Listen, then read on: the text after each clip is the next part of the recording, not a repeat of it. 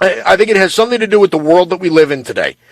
But the fact that, like, there are definitely going to be some people that say, "Oh, that coach is just, he's being a real, you know what."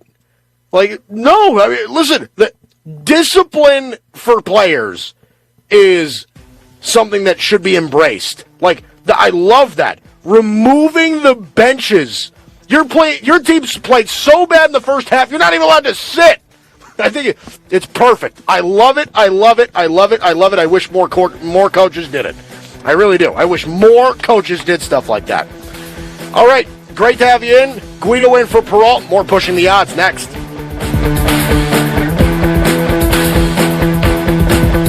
This is Pirate Radio, WGHB Farmville, 1250 and 92.7 FM Greenville, WDLX Washington, 930 and 104.1 FM Washington.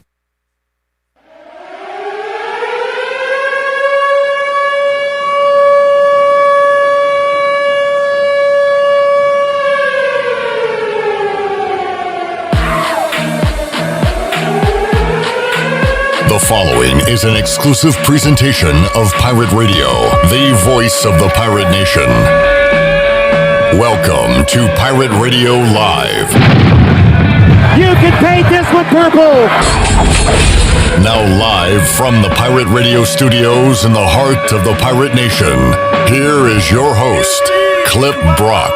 Welcome in to Pirate Radio Live on a Monday. Clip Brock here inside the Pirate Radio studios and live on Pirate Radio 92.7 FM in Greenville, 104.1 in Washington. Live online, pr927fm.com.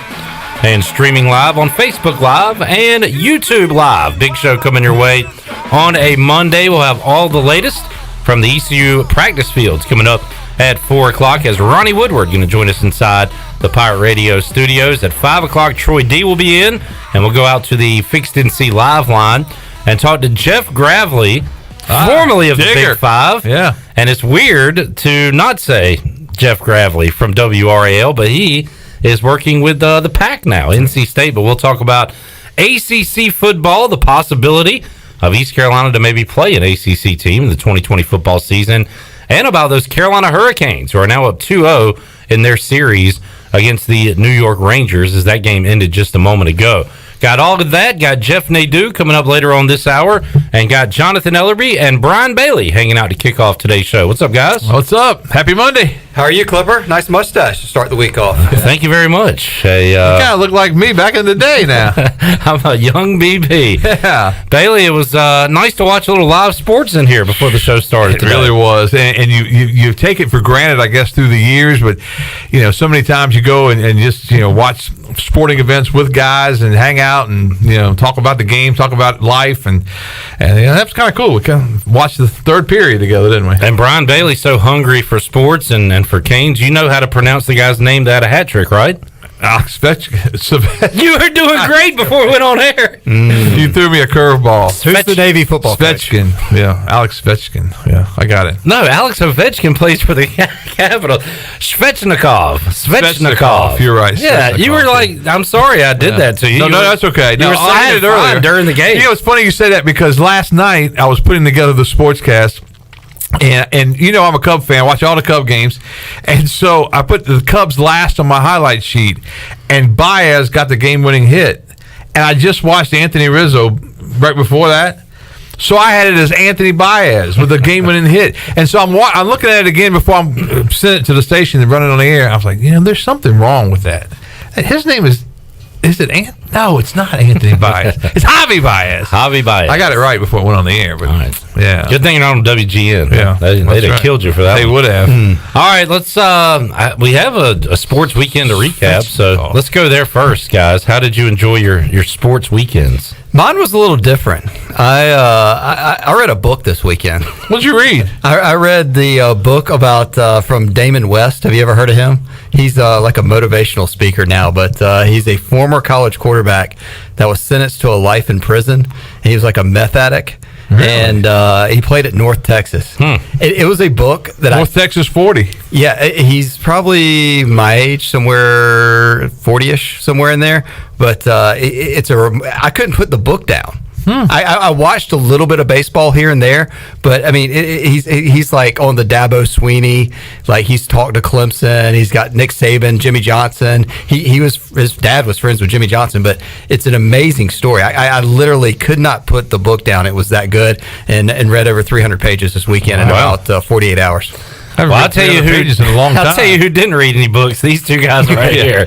We were watching sports. It sounds like a Broken Roadish, the Tony Collins book, extended. Yes, definitely. Tony's book is really good too. If no one's ever read that, I'd read that. But this book is phenomenal. Good enough that I'm going to try to reach out to him and try to get him on Pirate Radio at some point. His story is just absolutely incredible. So Google Damon West, the former quarterback, and just look into his story a little bit. But if you want to borrow the book, I'll let you borrow it. It's hard to put down. It's fascinating. All right, Bailey, how about you? What did I do? You read Moby Dick or anything? No. I didn't do any of that. But just having two TVs running at the same time with sporting events on was a lot of fun. So I kept up with the Cubs all weekend. They're off to a 7-2 start. You got to like that.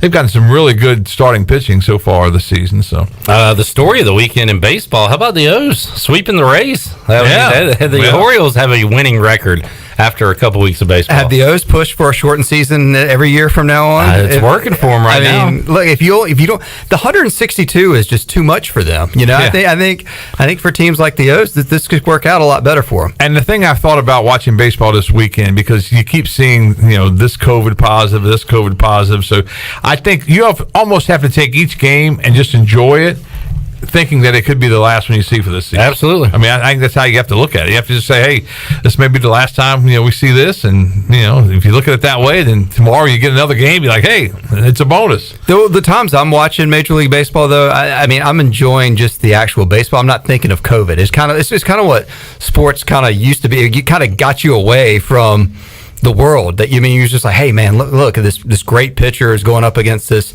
either great hitter or average hitter or what or someone's having a game, and I think that's been the fun part of when I dialed into some Major League Baseball over the last week. I really enjoyed watching some of the best last night. The Greek Freak on the Bucs side and Russell Westbrook. There's a name for you. And James Harden. Giannis Antetokounmpo.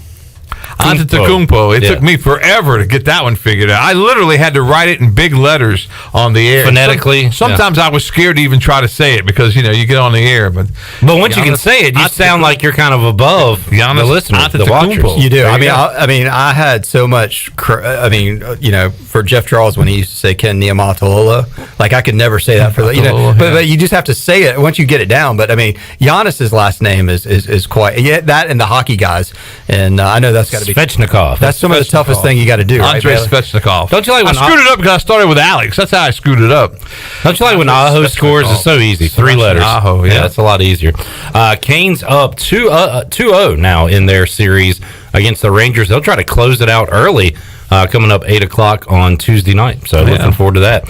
All right. And that's been fun to keep up with, too. And if you've ever had a chance, those guys, they're kind of like the old NASCAR guys, because I think they still understand that they have to sell their sport, that just everybody's not going to love them, but they have to sell their sport. So they're really, in interviews, they're really good, and they're just down-to-earth, nice guys. And, Justin Williams was so good last year in the playoffs to do interviews and stuff. So, but everything's changed now, where now the interviews are Zooms.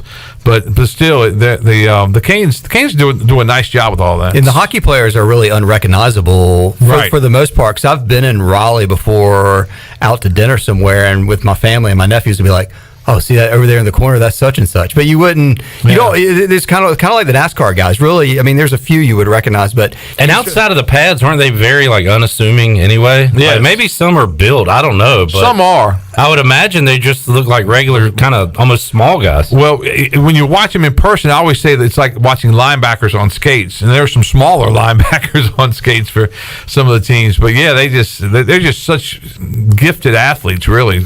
Skating around, like making it look so easy, and they're a lot of fun, especially when they're You tweeted out the picture of the Coliseum going crazy today, right? Yeah. And that threw me back. I was like, man, that was fun when that was going on. Like last year during the playoffs, they had the media sitting way up top, but the photographers in Raleigh could shoot at mid-level. So I would sneak down there and stand with Todd Gibby, and I'd stand there and watch the whole playoff. It was great, and it was a great atmosphere. Maybe the loudest building I've been in. Honestly, it is. It is loud.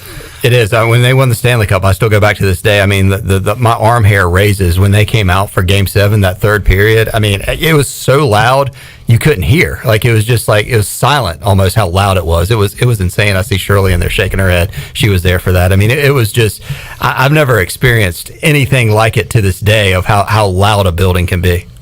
Yeah, as a matter of fact, I can't remember who scored the empty netter in that game. I can't remember. Taking the Chuck Caton's call. He won the Stanley Cup. Yeah. But I remember when the empty netter, when the goal was scored, the roof just absolutely came off the place, and ironically, that was my very first professional hockey game. Wow. It was Game 7 of the Stanley Cup Finals. So it wasn't Justin Williams, was it? I was thinking it might have been, but I'm not sure. It might have been, but I don't remember that exactly who did it. But I do remember when they scored that empty netter, it was pandemonium, because I think at that point everybody knew it. You know, it was just all you had to do was wait out the clock. But and the cool thing, Shirley, is we were in there before the game doing the radio show at 5:00 when there was nobody in there. It was dead silence, because I mean there's just the ushers or whatever getting ready for the mayhem that was about to happen. Yeah, and the funny thing is, I didn't have a ticket or a press pass. I got to see the game for free. That's right. That's very nice. So you did one of those things where you were just already there and just stayed there? Yeah, pretty much, yeah. You already passed the ticket takers at that point. Me and Shirley went and hid in the separate bathrooms until everybody came in. Yeah, that's pretty much what we did. Then we came out. And then hid up in the, what was it, the club level, I guess? The club level bar right there, and just kind of stood behind there. We did, I mean, we had, they didn't have any extra credentials for Game 7, but we were able to get in early and do our radio show. It was pretty cool. So as long as we stayed in the building, we got to see the game. There's a Wake County Sheriff car just pulled up.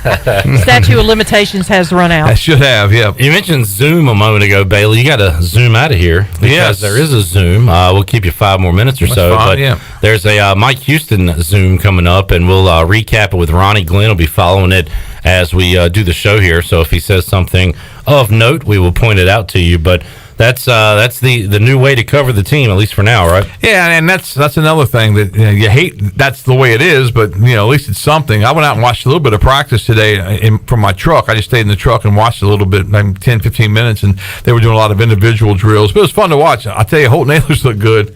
I mean, he was throwing some darts out there, so that's some encouraging news for everybody. But as there's still a chance the Marshall game could get moved. I think that's a very real possibility. But every day that we get through, we're another day closer. I agree. So what does the Bailey Sportsbook have the odds at of Marshall being played August 29th versus being moved? 50-50. Okay. What do you think of that odds? Maybe 70-30. I would bet no if it's 50-50. You bet it's not played August 29th? Look, we're in the same month as the game. That's a good sign, right? Encouraging. And other teams are moving to the 29th. I saw another one today that moved back to the 29th. SMU. Is that? Yeah. So I don't know. I say 50-50. It just still baffles me that the SEC, which is the bully and premier conference in college football, says they're only playing conference games when we're starting September 26th. And then everybody's flooding up to like August 29th. I don't know. That's a full month after ECU's scheduled game with Marshall. Yes. That's crazy. It just, to me, I mean, I don't, it's just, that's just baffling to me. I don't understand that there's not, and that just gets back to our conversation we've had before about no commissioner and everything else. Of there's no uniform in college football. Everybody's going to do what they want to do. Well, TV is super important to this, right? And Sure. ESPN wants a game on the 29th, I would imagine. So they got to be pushing But for I it. think if you're ESPN, you want games. You want a season. You don't want. I mean, You don't want to skip around. You don't want to start. And are they just going to? Hey, look, let's let the American be the test dummies for this, and then if not, we'll get it right with the SEC. I mean, do you want to have this uniform deal where, hey, look, all right, it makes sense. We're all going to, like the NFL's doing. The NFL is scrapping preseason and kind of going with a plan that they're all working under the same umbrella. So you think they cut the 29th to say we'd rather start a month later? to make sure we have SEC games? I think they just said, look, we're only going to play SEC games. What was your I'm question? talking about the TV, like ESPN. I figure they want anything they can get on the 29th. They do, but I mean, would you rather have it set up where for the long-term success? If you knew 100% that could happen, sure, but you don't know. Yeah. It's just like everything else. We don't know. And it'll change. 30 seconds from now, it'll change again. Hey, before I go, what about the Red Spears for your team? Nah. Have you heard that? You didn't like that? Nah. I liked it. Red Spears? Nah. You haven't heard that? I haven't. Somebody did a mock-up, and I thought, man, that's because you could use the old logo with the spear, the Red Spears. What about the Red Beers? The Red Beers? I like that. You don't like me. You don't like me helping you with your team. I don't like you talking about my team. They could team up with Bud Light and sell special red beers at the game. I've called them a lot of names through the years. They could use any of those. Classic Bailey where he mouth. How about the? That's a classic Bailey move right there. All right, Bailey, we'll let you get out of here. All right. I tell you what, when we return, Ellerbe, we'll talk more sports, but also we'll open up the Pirate Radio booty bag for the first time. What you got? We're going to go inside the booty bag. Really? And we have lunch for two to tiebreakers today. I have a trivia question. And we'll open up the phone lines. I'll tell you off the air. Well, you call in. You're leaving. Yeah, tune in and give us a call. I'll do it. And see if you can get it. Bailey, thanks for hanging out, man. Appreciate it, as always. Next week, next Monday, high noon right here. We think it's John Gilbert for the first guest, but we're not 100% sure. He is not committed 100%, but we think we've got him. So things change, right? And things change. Brian Bailey show. There will be next Monday at noon. 60 minutes of Brian Bailey, one way or the other, or 30 of me and 30 of Cliff. All right, we'll take a timeout. Come back more with Ellerbe and the booty bag. We will make you a winner after this. The booty bag.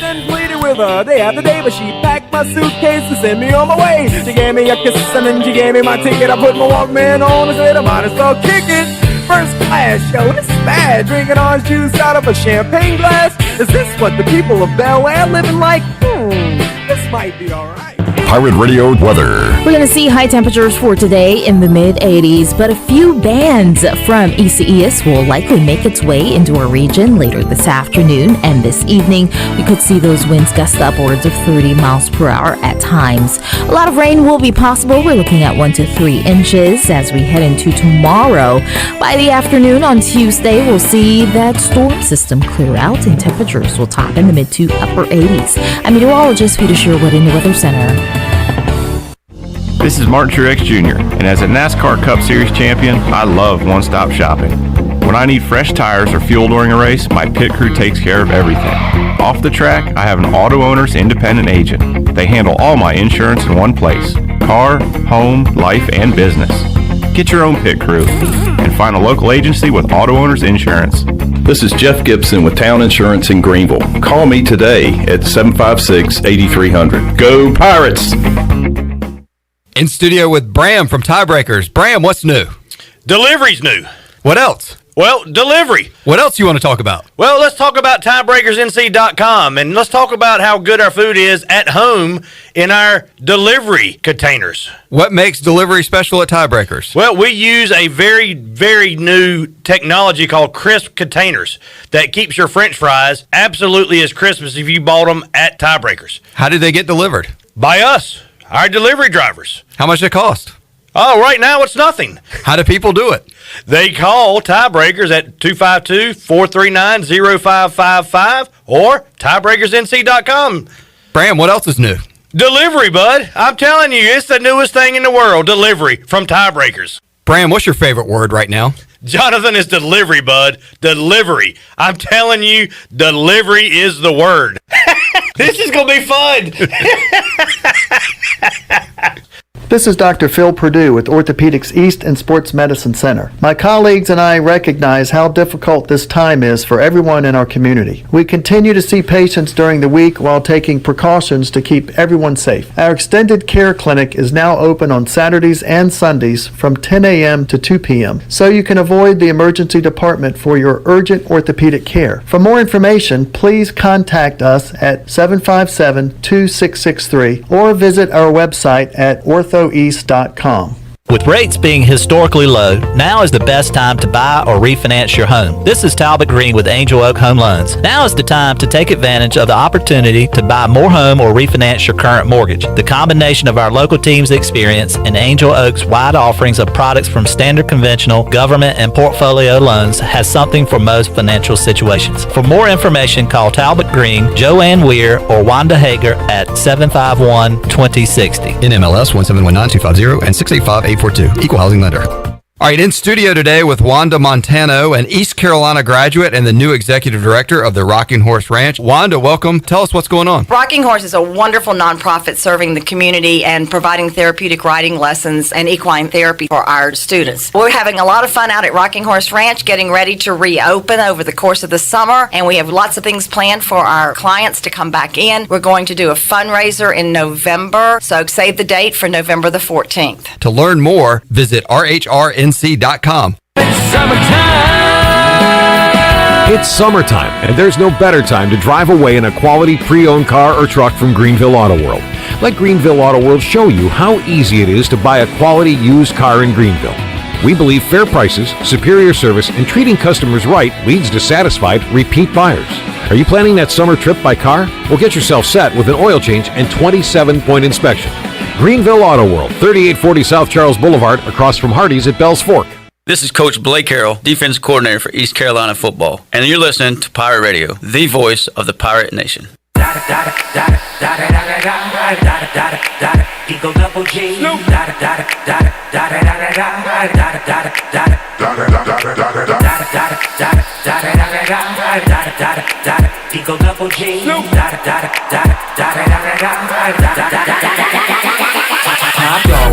You're listening to Hour 1 of Pirate Radio Live. Now, back to the show. Welcome back to the show. And hey, Greenville Utilities Neighbor to Neighbor program provides help for those who need temporary assistance with their utility costs, and you can make a difference. Your tax-deductible donation can be added to your GUC bill each month, or you can make it a one-time donation, and GUC matches all donations up to $20,000 each year.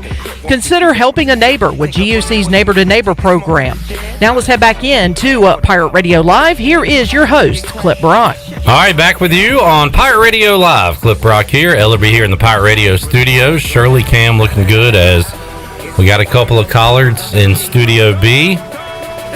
Shirley and Glenn rocking the Kinston Collard Greens hats today. And by the way, later this week, we have a Down East Wood Ducks hat to give away. It is the wrestling avocado hat, the luchador. How do you explain? It's the one I have, but it's in red and green. Oh, it's really awesome. I thought it was a collard deal. That one's not. Nah, that's the avocado luchador looking thing. I think I went to a game one of those. It was like a Sunday they did those games. Well, they never wore these hats because they were supposed to wear them this year. Oh, okay. Maybe it was a different when they went with a different theme. But it's awesome. We'll give that away later this week. I tell you what, we can go ahead and roll out what we're doing right now, as we are every day this week on the show. We're going to open up the Pirate Radio booty bag, and Shirley, I think we can go and open it up right now if you're ready. Booty, booty, booty, booty, booty everywhere. Booty, booty, booty, booty, booty everywhere. The booty bag has officially been opened on this Monday, and our first giveaway will be lunch for two to tiebreakers. All right. Great spot for lunch. Great choices. Lunch for two to tiebreakers for the first person that calls in and correctly answers today's trivia question. 252-317-1250. You got to be the first person to call in and answer correctly. I'll go ahead and throw out the question, and we can line up a call or two. Happy birthday to Tom Brady. Ever heard of him? Tom Brady. Where did he play recently? I'm talking about the Bucs quarterback. Yeah, okay. The Tampa Bay Bucs quarterback. Of course, we know him for his football exploits, but did you know that Tom Brady in 1995 was drafted in the Major League Baseball draft? My trivia question is, what team drafted Tom Brady in the 1995 Major League Baseball draft in the 18th round? 317-1250. First person that can call in, we'll get them on the air, Shirley, when they call in. 317-1250 if you want to take a stab at that. All right, Ellerbe, we do have a lot of pro sports going on. We are hoping for some college football. And Mike Houston just about to talk to media via Zoom. Ronnie Woodward will join me on the show at 4 o'clock. I guess he's doing his Zooming from here. Everybody's Zooming.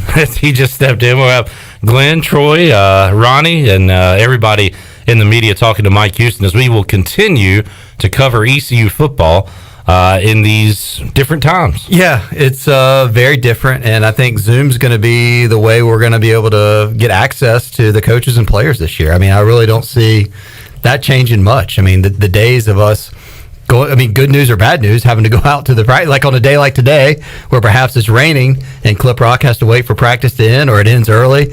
We just kind of sit around and wait for our Zoom assignments now, and then wait for everybody to dial in from the safety of their offices or the ward building somewhere, and you just dial in and ask questions. So it's definitely different. It's got some pros, got some cons to it, because just like anything, you miss out on the personal interaction, and you also miss out on the, a lot of things when you go out to practice. As you know, Clip, there's a lot of observations when you're standing there 10 or 15 minutes waiting for the coaches and players to come off that you can just observe and get the vibes of just what's exactly going on. Well, this is one thing that the coaches probably like about this, because they do not like when media is standing around at any point during practice. They like to be kind of disguised, low-key, under the radar, and that is what's happening right now when it comes to ECU football. So we talked about SMU moving their game up to August 29th. ECU's practicing now because they have a game scheduled for week 0. Other teams can't start until later this week. In fact, I was talking to Jim Lauk, USF announcer, and I was talking about getting him on the program, and he said, well, maybe, but we don't know what we're doing right now because they haven't started practice yet. So I'm wondering if SMU moved their game up. Of course they're going to try to play it, but just so they could start practice early. Yeah, you think there's anything to that? Yeah, I mean, I think there's. I mean, look, if everybody's on campus, why not? And you can go ahead and build some extra open dates in your season. Why not? I'm under the theory. I was hoping that Mike Oresco would come out and go to a conference-only schedule, and that the American would play just the 10 other opponents in the American, and have 5 home games and have 5 away games, and just set up a schedule where it's just in September and October and November for that. I mean, I just kind of thought in this year in the craziness of I don't see the upside to playing any of the non-conference games. I think the conference games are what you're playing for a conference championship. It balances out easy because there are 11 teams. You get 5 home games, 5 road games, and then you just Oresco can work with the TV partners. And I don't know. Yeah, I guess if they're holding out hope that because folks can, based on that, fans can come to games too, that they're hoping that the American teams obviously need the attendance revenue and ticket revenue and for having games as well. So maybe, I don't know if that's part of it, because I guess the SEC can do it without just more strong based on TV. Well, unless you're losing money, what is the con of playing Marshall on the 29th? I mean, the game doesn't mean anything. I mean, to me, if everybody's pared down to, I just think that the model just kind of works. It evens out. You have 5 home games and 5 away games. You can set it up as, hey, look, here's our conference schedule. You get with your TV partner, ESPN, and you set up a games of, hey, look, here's our schedule. We're going to, maybe they take over ESPN News on a Saturday, or they try to work some other games in whatever slots you can. I don't see what the upside is of why does. So you're not going to be excited about an ECU Marshall game? I don't think under these circumstances, it's hard to get excited a lot about, like, I think the conference games would be more exciting because it means something on the line. I mean, it's a conference game. It's a divisional game. I think you get hyped about playing conference games. I don't see the upside of going to Georgia State and playing down there. I hate that the Marshall thing would have been really cool under the, celebrating, remembering the 50 years of the horrible plane crash that happened with some ceremonies and some cool things, but that's just not going to be in the realm of possibilities this year, which is not, it's just unusual, and they're not in our conference. So I just kind of think you got to embrace the conference schedule, and I just kind of thought if you're true Power 6 and you want to mirror what the big boys are doing, which is at least the SEC. We're not Power 6. I know, but if you want to say, hey, look, I just think I think it's an interesting test if all the conferences just played conference only games this year. I'm more of the better. The more games, the better. Yeah. If you can play them, why not? but I mean, when the Big Ten, the Pac-12, and the SEC aren't going to play any, then it just kind of leans yourself to being like, why? I just we are not them. I just don't see I think you can try to build more hype around your conference games than you can if you're trying if like SMU's playing. But who's like Missouri State or whoever? That's not. Nobody cares really if ECU plays USF. I mean, we care. Sure, and I think that's what you got to build. You got to build from within. You got to build up from in the conference. You got to. I mean, just say, look, you got to make the conference as hype as possible. If you're not going to be able to play, some of the other conference foes, then I just think that's just my opinion. I just feel like it would have been just kind of like how Major League Baseball is doing it, where you're just playing the AL East and NL East. I mean, that's kind of simplify things this year. I just kind of buy into that, and I just thought you could build a stronger TV package because there's still no guarantee that how any states are going to approve what the fan. I know. I mean, we're just talking as of right now and what we can do. Like, so are you? You wouldn't be excited for the ACC making ECU its +1 for North Carolina State, Wake, or Duke? I mean, if it's possible, I mean, that would be an interesting, but I don't know if that's, I think they're going to look more like Elon and Charlotte. Hypothetically. I would. That would be 11 games. Yeah, I don't understand. And a lot it's got to play out of what's the attendance going to be like and all the other stuff. But I still just lean towards playing 10 conference games. All right, Mr. 10. A perfect 10, Ellerbe. Yeah, I mean, East Carolina lost the South Carolina game. They're not going to. I mean, how's that payout going to work out? And to me, the other thing that really bothers me, and the way this year is played out now, is the building these long-term schedules. I wish they would scrap all the long-term non-conference schedules that anybody has on the books and just go year to year. And just be like, you know what? This is this philosophy of that, like, oh well, you have to schedule this far in advance. You don't have to. I mean, you can cancel games on a whim. Yeah, we've seen that. Yeah, we've been on the wrong side of that. You can cancel games on a whim, and you can rebook on a whim. So, I mean, why not?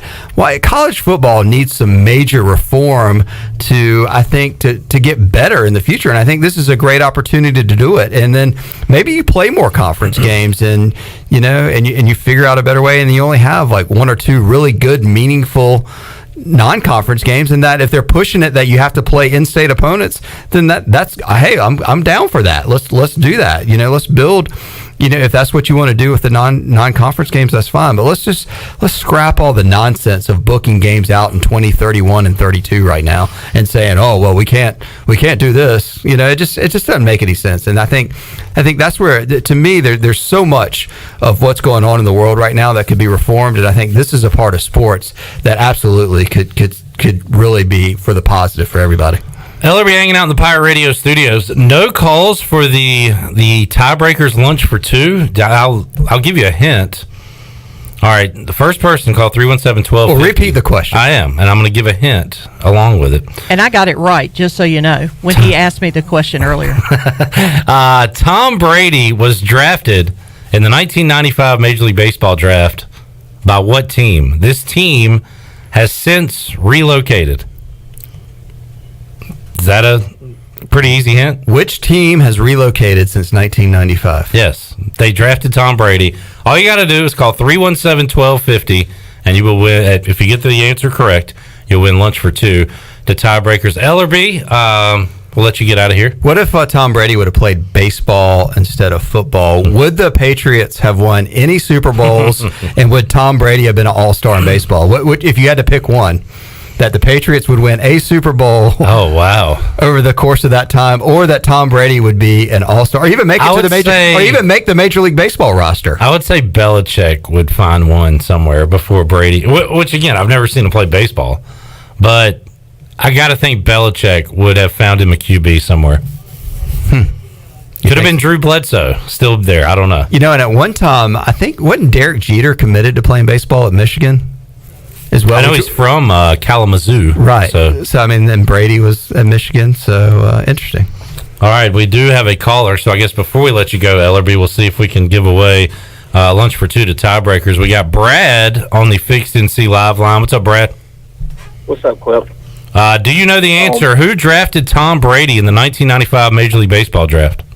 Was it the Expos? The Expos is correct. Well done, Brad. You are the winner out of the Pirate Radio Booty Bag on a Monday. Hang on the line. We'll get your address, and we'll get that out to you, man. I appreciate it. All right. Thanks for listening. There is Brad calling in with the correct answer. The Montreal Expos. And I wonder who owns the trademarks to the Montreal Expos. Is it the Nationals, and why don't they ever do a throwback game as they as ever the Expos? worn the Expos? Or did the Expos, when the Expos left Montreal, did they just go away for and never to be heard or seen again? Because they did have some sweet. I like their hats. They had the red, white, and blue M hats. It's just usually sometimes you do. I mean, we're talking about Canes wear the Whalers uniforms, right?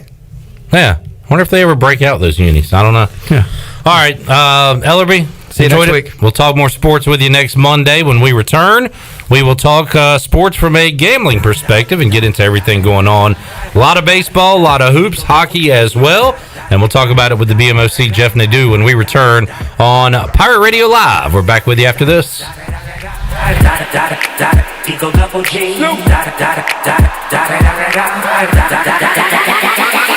Top dog, bite them all, yeah, I'm burning it up. DPGC, you should be turning it up. The dog days of summer are here. The Humane Society of Eastern Carolina is excited to be partnered with Pirate Radio and Pitt Printing to make Greenville greater than ever. This is Shelby from the Humane Society of Eastern Carolina, and if you're headed to the beach, the river, or the pool, then stop by and see us to pick up a t-shirt and 2 koozies for only $20. Help rescue pets here in Pitt County and make Greenville greater than ever by getting your shirt and koozies at the Humane Society of Eastern Carolina or Pitt Printing today. Hey, Pitt County Schools families, we hope you're having a great summer so far and enjoying time with your friends and family. School will start on August 17th following strict state guidelines, so we want to keep you, our students, our parents, and our community informed throughout the summer with our information campaign called The Road to Reopening. You'll find all the information you need to prepare for the next school year by going to our website at pittschools.org or by keeping up with us on Facebook, Instagram, and Twitter. Remember, we'll face the upcoming school year together because we are Pitt County Schools Strong. You've probably heard a lot about CBD. The leading provider of CBD is your CBD store Greenville. Their staff is committed to creating a comfortable environment to ensure every customer gets the exact treatment they need. Our franchise is the largest CBD retailer in the country, and with trained PhD chemists and direct communications with health leaders across our network of stores, your CBD store Greenville has the highest quality all-natural products. Your CBD store Greenville in Arlington Village next to Duck Donuts, where good health hits home. Hey Pirate Nation, this is Tom Brown from Brown & Wood Buick GMC Truck. We've been serving the Pirate Nation in Eastern North Carolina for 83 years. We have 4 brands, 3 generations, 2 showrooms, and 1 goal to make sure you leave a happy customer. This month at Brown & Wood is employee pricing for everyone. That's on the all-new 2020 GMC Acadia, Terrain, Yukon, and Canyon. And remember, Brown & Wood is the home of the lifetime warranty. We're located on Greenville Boulevard next to the Convention Center, or shop us online at brownandwoodauto.com. Let me tell you a thing or two about the people who don't compromise. For starters, they love a nice, cold Pepsi Zero Sugar. Why? Because it's delicious, it's refreshing, and it has 0 sugar. How's that for not compromising? They're the sort of person that likes surf with their turf. Because who decided beef shouldn't have a buddy? And a drink with their feast? Yeah, they have a Pepsi Zero Sugar. The person who doesn't compromise loves a good golden doodle. All the golden retriever goodness with just a hint of doodle. No compromises there. Oh, and when they're bringing said golden doodle for a walk, they bring a Pepsi Zero Sugar. They're the kind of person jorts were made for. 50% jeans, 50% shorts, 100% the most comfortable thing that's ever graced your wardrobe. Not compromising never looked so good. So crack open a Pepsi Zero Sugar and taste what it's like to have it all. Pepsi Zero Sugar. Zero sugar done right. That's what I like.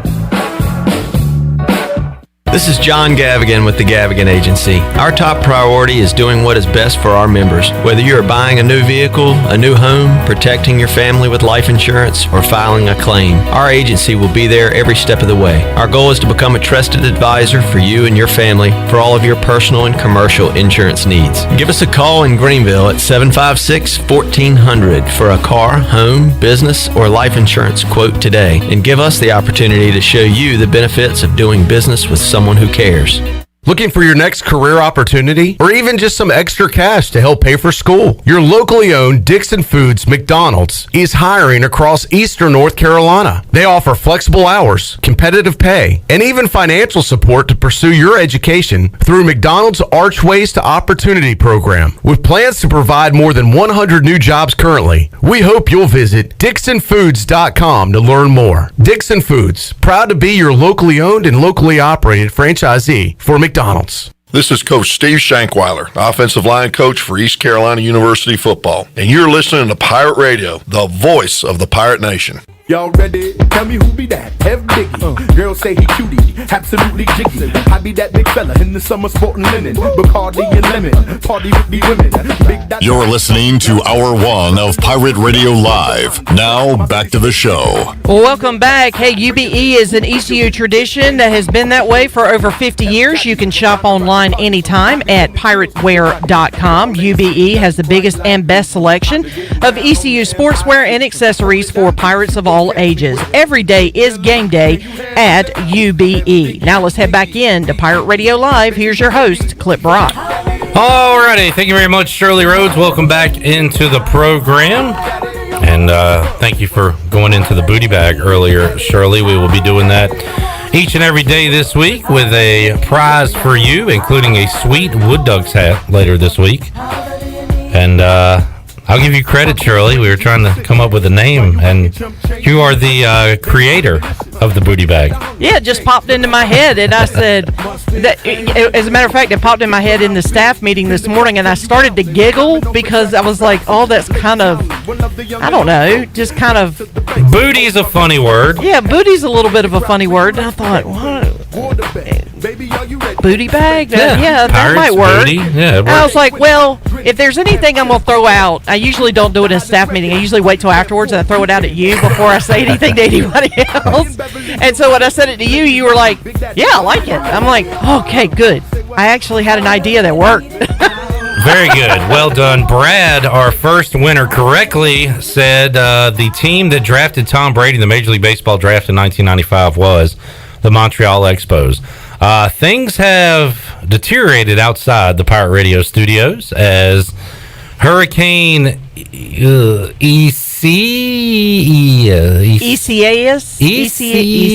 I don't know.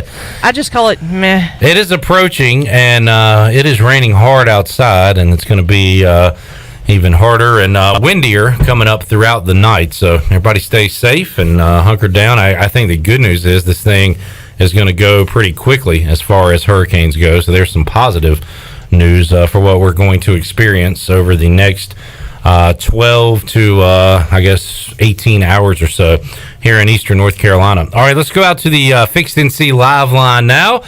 Hoping the power stays on tonight because there's a lot of sports to watch. The big man on campus, Jeff Nadu, joining us on the Fixed NC live line. What's up, Jeff? How are you, Clip? Hey, doing good, man, and a good weekend for you. I know, especially in the association, Jeff, as you got off to a good start picking games, and nice work by you over the weekend. Appreciate it. Yeah, it was fun. I was just kind of hitting on all cylinders. Hopefully it'll continue. The NBA is a fickle beast, but I had a really good start to the season. I stopped betting it in December once college basketball kind of got going, and I picked it up at the start of the restart. So yeah, everything's good. I've always seen the NBA, saw the NBA well, so hopefully that will continue. And also something, Jeff, to tell folks out there, if you have a live betting option, these games are never over. Now, we saw some blowouts, but I'll say the two games that, two in particular that I know you won, Jeff, were not looking good in the first half. And you saw a couple of comebacks, including Phoenix last night against Dallas. The NBA, I think, unlike any other pro sport, has the most comeback. You can see a team down by 20, 25 points, and that team come back and get right back in the game. That happens a lot. So just something to think about if you have a live betting option. Again, we saw some blowouts, but the comeback in the NBA is, you see that a lot more than you do in other sports. Yeah, I mean, we've seen over the years, even in the regular season when there's no pandemic, some crazy comebacks. But yeah, I mean, the Mavericks are a group that blow a lot of late games. They're not a good defensive team. This isn't the first time this season they've blown a lead. I remember back in December they blew a 30-point lead against Toronto. This is a team that just doesn't play real well with leads, and I wasn't totally surprised because, the Suns weren't ever really out of it. They were always down like within 12. So, with the number at +6, it wasn't bad. But, the Blazers, that was a wild comeback. I did not expect that one. I kind of just chalked it up. I saw in the third quarter it was, they were down 21, and I kind of just, it is what it is. And then they even got lucky at the end of the game where Jason Tatum goes to the line, who, he doesn't miss free throws often. He goes 1 or 2 from the line, and I get a half-point cover. So, it's never over till it's over in the NBA. But, the Suns game, that's what Dallas does. They just blow leads. It's hard to lay points with them. Jeff Nadu, the big man on campus, joining us on the Fixed NC Live line. I told you on an over on Saturday, which we kind of discussed on Friday with Glenn, the Nuggets and Heat, and that over was in like the 2 teens, kind of the low 2 teens, I believe. But these numbers have been astronomical when it comes to totals for these NBA games, like high 230s, 240.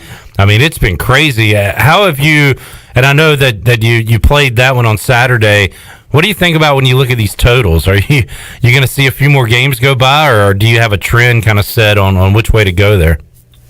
Yeah, I looked at all 4 bets I've made. I've bet on 3 underdogs, and I bet on 1 over. And, the over I did play was pretty easy. It got to 230, and the line was 211. But, I think it's game-to-game, Clip. I think there are games today that I'd be betting the over in, and there's games today that, just have the right matchup where I'm looking under. It's really game-to-game. But we saw last night, one of the games that I pondered, I actually ended up missing it. I thought it started at 9 and then it started at 8:30. I was actually last night going to bet the under in the Bucks-Rockets game. I just thought it was too high, and I think the Bucks are too good defensively a lot of the time to have a total in the 240. So I kind of was irritated that I didn't play it because it ended up coming in barely. But it ended up coming in. So, it's really game to game. I don't really have any reason to wait. I know, I'm sure we'll get into it when we get into some of the picks tonight. There's actually an under I like tonight. So, okay. We'll kind of take it game to game as far as that's concerned. Well, let's look at today's action. Got a good one going on right now. The Raptors up 94-92 on the Miami Heat with about 7 minutes left to go in the fourth quarter. Tipping off at 4 o'clock, it'll be Nuggets Thunder. Thunder, a 6-point favorite, total sitting at 220. Also at 4 o'clock, Pacers Wizards. Pacers, 8.5-point favorites. That total sitting at 228. 237, the total in Memphis and New Orleans. That one coming up to at 6:30 with the Pelicans, a 4.5-point favorite. It's just about do or die time for the Pels. The Sixers, and maybe we can get Jeff on a Sixers rant. They are 7-point favorites tonight against the Spurs. That's an 8 o'clock tip-off, 227 the total. And the Lakers, 6.5-point favorites against the Jazz, 217 that total for a 9 o'clock tip-off. So, big man, what catches your eye when you look at the slate coming up this afternoon and this evening? Yeah, the first game there, Denver, Oklahoma City, this number's been bet up. The sharp money's come in on the Thunder, and I don't have any issue with it. This Denver team without Harris, Jamal Murray, and Will Barton just isn't very good. They turned the ball over 19% of their possessions against who'd they play the other night? The Jazz, I think it was. Whoever they played the other night. It was the Heat when they played on Saturday. On Saturday, yeah. They turned the ball over a lot. Their offense just wasn't very crisp. And look, outside of Nikola Jokic in that starting 5, Paul Millsap is a shell of what he once was. I just don't have a lot of confidence that this team is not going to turn the ball over tonight. And you look at Oklahoma City, and I'm sure Glenn, who is a big NBA guy, he'll agree here.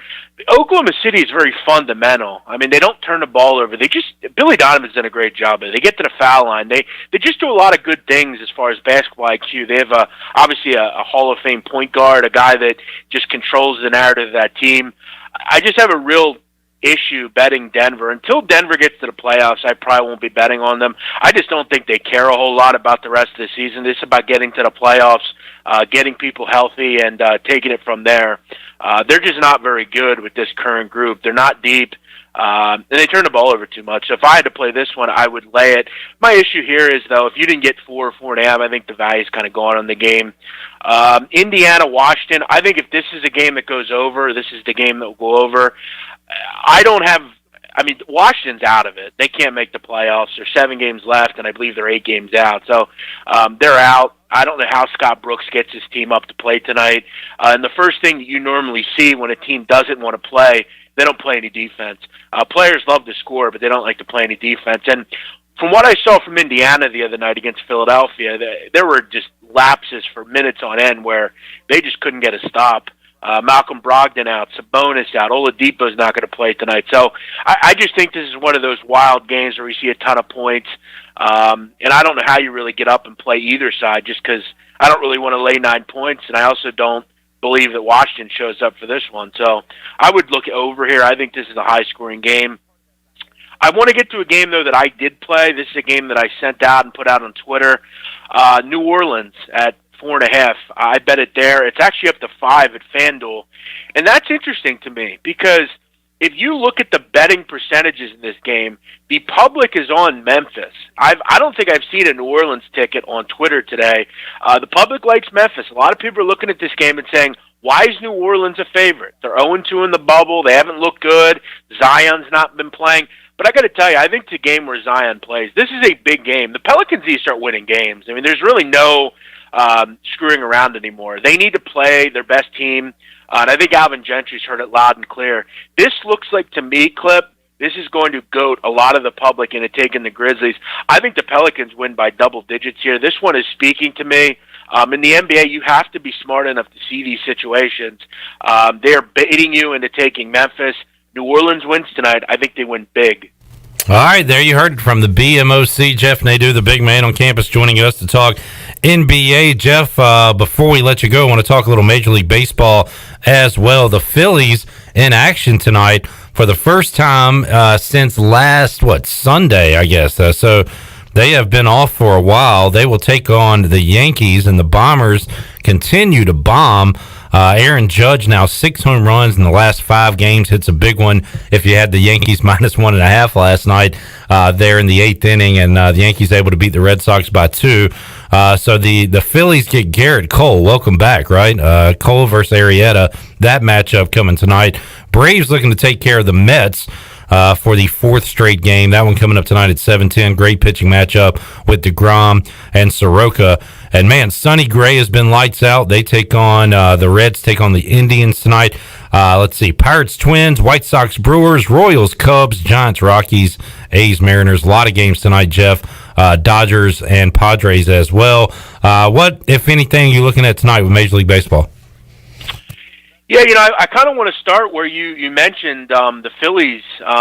Clip, the last Phillies team to play 57 games in 56 days was the 1983 Whiz Kids team. They actually won the NL pennant that year. So they're going to have to play the Phillies a lot of games. It's not impossible, but this is going to be an uphill climb. I got to tell you, I got to be honest. I'm blown away. I'm blown away at this number. You're giving 280, 290 to the Phillies. I'll be on the Phillies tonight for sure. I mean, I'm not saying that it's going to be easy. I mean, Garrett Cole's terrific. The Yankees have been on fire. The thought of Aaron Judge and Stanton is obviously concerning, but there are some things to look forward to here. I mean, JT Realmuto, Jay Bruce. I mean, they have some guys on this team that have hit Cole well. I think a lot of people are treating the Phillies tonight like they're, the Orioles or a team like that. This is too big a price for the Phillies to me. I definitely have some Phillies. A lot of people might not even be looking at the opponent, right, Jeff? I mean, they just see the Yankees putting up these runs and wins, and they just say, okay, I'm just going to back the Yankees and don't even look at who they're facing, probably. That's a good point. I mean, look, this line opened. I mean, the Phillies were at one point or the Yankees at one point were like 360. I mean, that's a wild price on against the Phillies. I mean, the Phillies are a good lineup. I mean, Arrieta's not any. I mean, he's not some gas can pitcher. I'm blown away at how big this price is. I will definitely have some Phillies in my pocket tonight. We need to understand the Yankees are not going to win every game. Okay. I'm willing to think that someone's going to get a hold of the ball tonight for the Phillies, and they're going to hang in this game. You can even take +1.5 at +125, so a pretty nice price there. One game that I also played, I like Oakland tonight. Look, I've talked to the Mariners. They're not a good baseball team. Frankie Montez is my guy. I've backed him before this year already. Justice Sheffield didn't look good in his first outing against the LA Angels. He had gotten roughed up. His command didn't do real well. And I've talked about on your show before, Clip, the A's against lefties are a lot of the time a must bet. They're very good against left-handed pitchers. I actually like the first 5 here, though. Really don't want to worry about the bullpen here for Oakland. I don't love them. I'll lay the half a run in the first 5. I think that's a decent way to take this one. I'm confident Oakland is winning after 5. All right, BMOC Jeff Nadu joining us. Jeff, did LAFC the other night make you back out of the MLS? Are you ever betting MLS again for the rest of this tournament? Well, look, I don't ever say ever. Yeah. This has been a tough tournament as far as just, we have teams not even in it. It's just, I don't know. It's tough. It's not a great league. I've said that for years. I've watched this league for a lot of years. It's a bad league. There's no finishing prowess. But, I probably won't have much involvement in the rest of the way. All right. Well, good stuff. We'll catch up with you later this week, big man. Talk more sports with you, but enjoyed going over some of your favorite plays and some of the action going on tonight as well. And folks can follow him on Twitter at Jeff Nadu for more. Big man, always enjoy it, and we'll talk to you later this week. Sounds good. Appreciate it, guys. All right, thank you. There is Jeff Nadu joining us on the Fixed NC Live line. Glenn was upset because he wanted to be a part of the conversation, but of course was following the Mike Houston Zoom, and we'll talk about that with Ronnie Woodward coming up in just a little bit. Let's see, Shirley. I guess no O's tonight? Is that right? Correct. Okay, yeah. They are playing a doubleheader with Miami on Wednesday. Nice. So, the Marlins will be back in action coming up finally. And the doubleheader is only 7 innings. So, that's right. That was that's new, one of the new rules. They just came up with that on the fly last week, I believe, to go doubleheaders, 7 innings, starting August 1st, I believe. So, interesting. We'll have that for you, at least one of those games, I guess, on Pirate Radio. I have to look and see. The last time I checked the schedule, it did not have a time. So do you have a time as far as when the doubleheader starts? Okay, well, I'm looking at Tuesday. It says there is a scheduled game against the Marlins at 7:35. Okay. So I guess we'll have that one on Tuesday. Check that. Let's see what we got for Wednesday, what they have so far. They have 5:05 first pitch. Okay. That's a weird time. And then they have an 8:05 first pitch. So if you go 7 innings, maybe you can play 3 hours later. So I tell you what, we will keep you updated on when we will have Orioles baseball.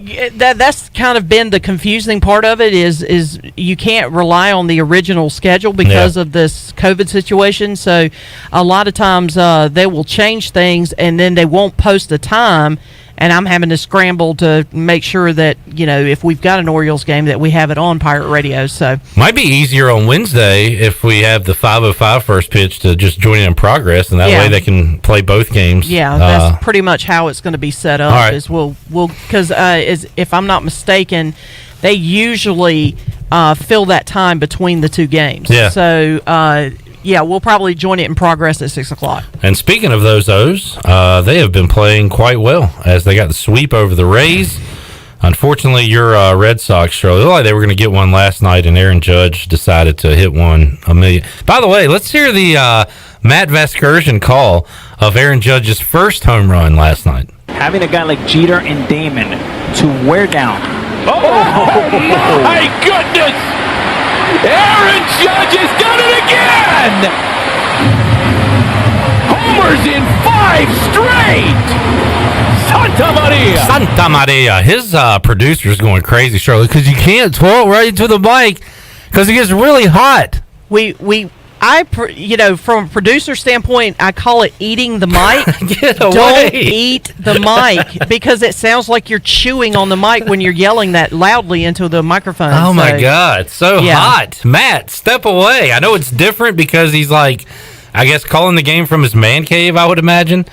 and he doesn't have the on-site producer and everything, but you can't get right up in the mic like that. Yeah, you can't. You're not allowed to do that. If any producer worth their grain of salt is going to reach out and smack you if you do that. Santa Maria. All right, let's Speaking take of which, speaking of which, before I get, how about the Orioles being 2 games out of first place behind the Yankees, and my Red Sox are at the friggin' bottom of the AL East? Well, I will say. Now, granted, it's only 8 games in, but still. Malcolm, and you kind of agree with it. When he said 4th at best for the Red Sox, I was like, come on. I mean, the O's are going to finish last. But right now, I don't know.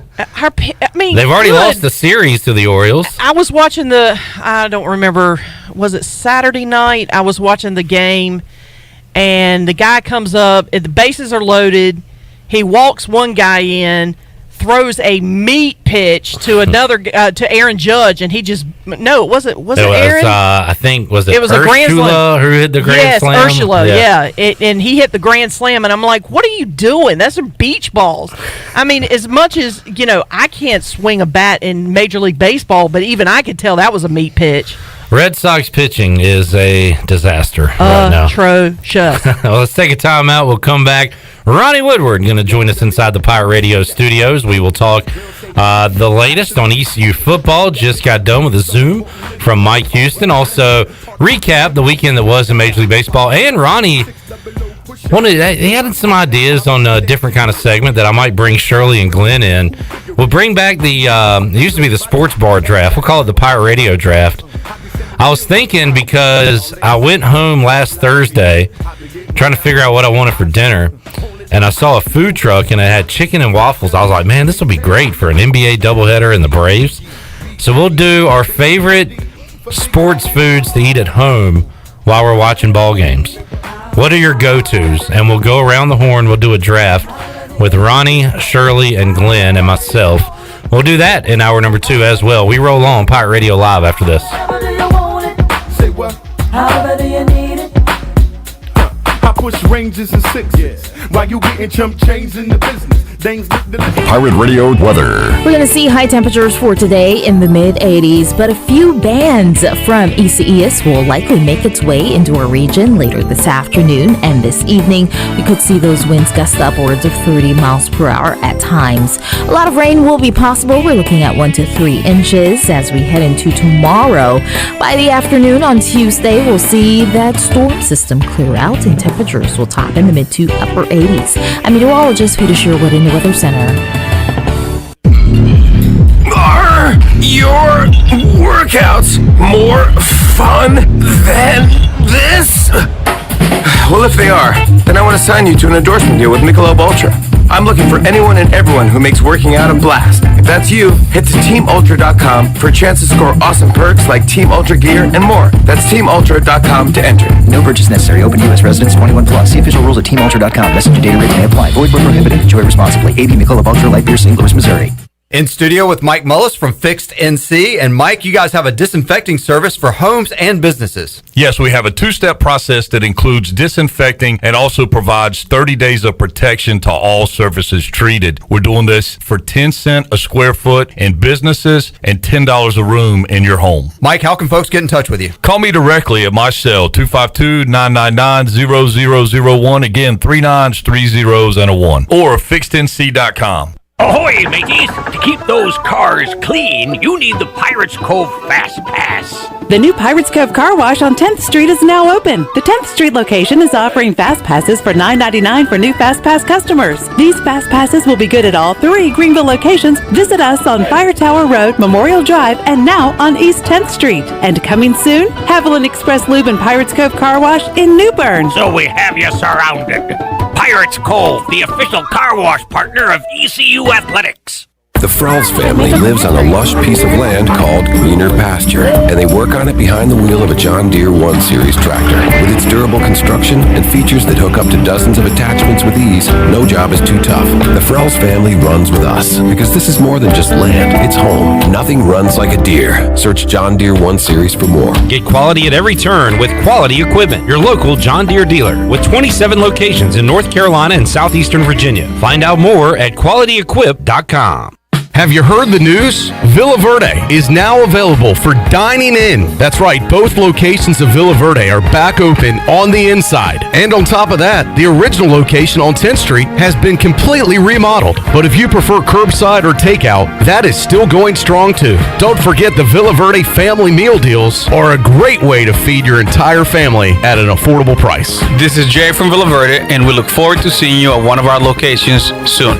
Villa Verde, a platform for good. It's summertime, and there's no better time to drive away in a quality pre-owned car or truck from Greenville Auto World. Greenville Auto World is your authorized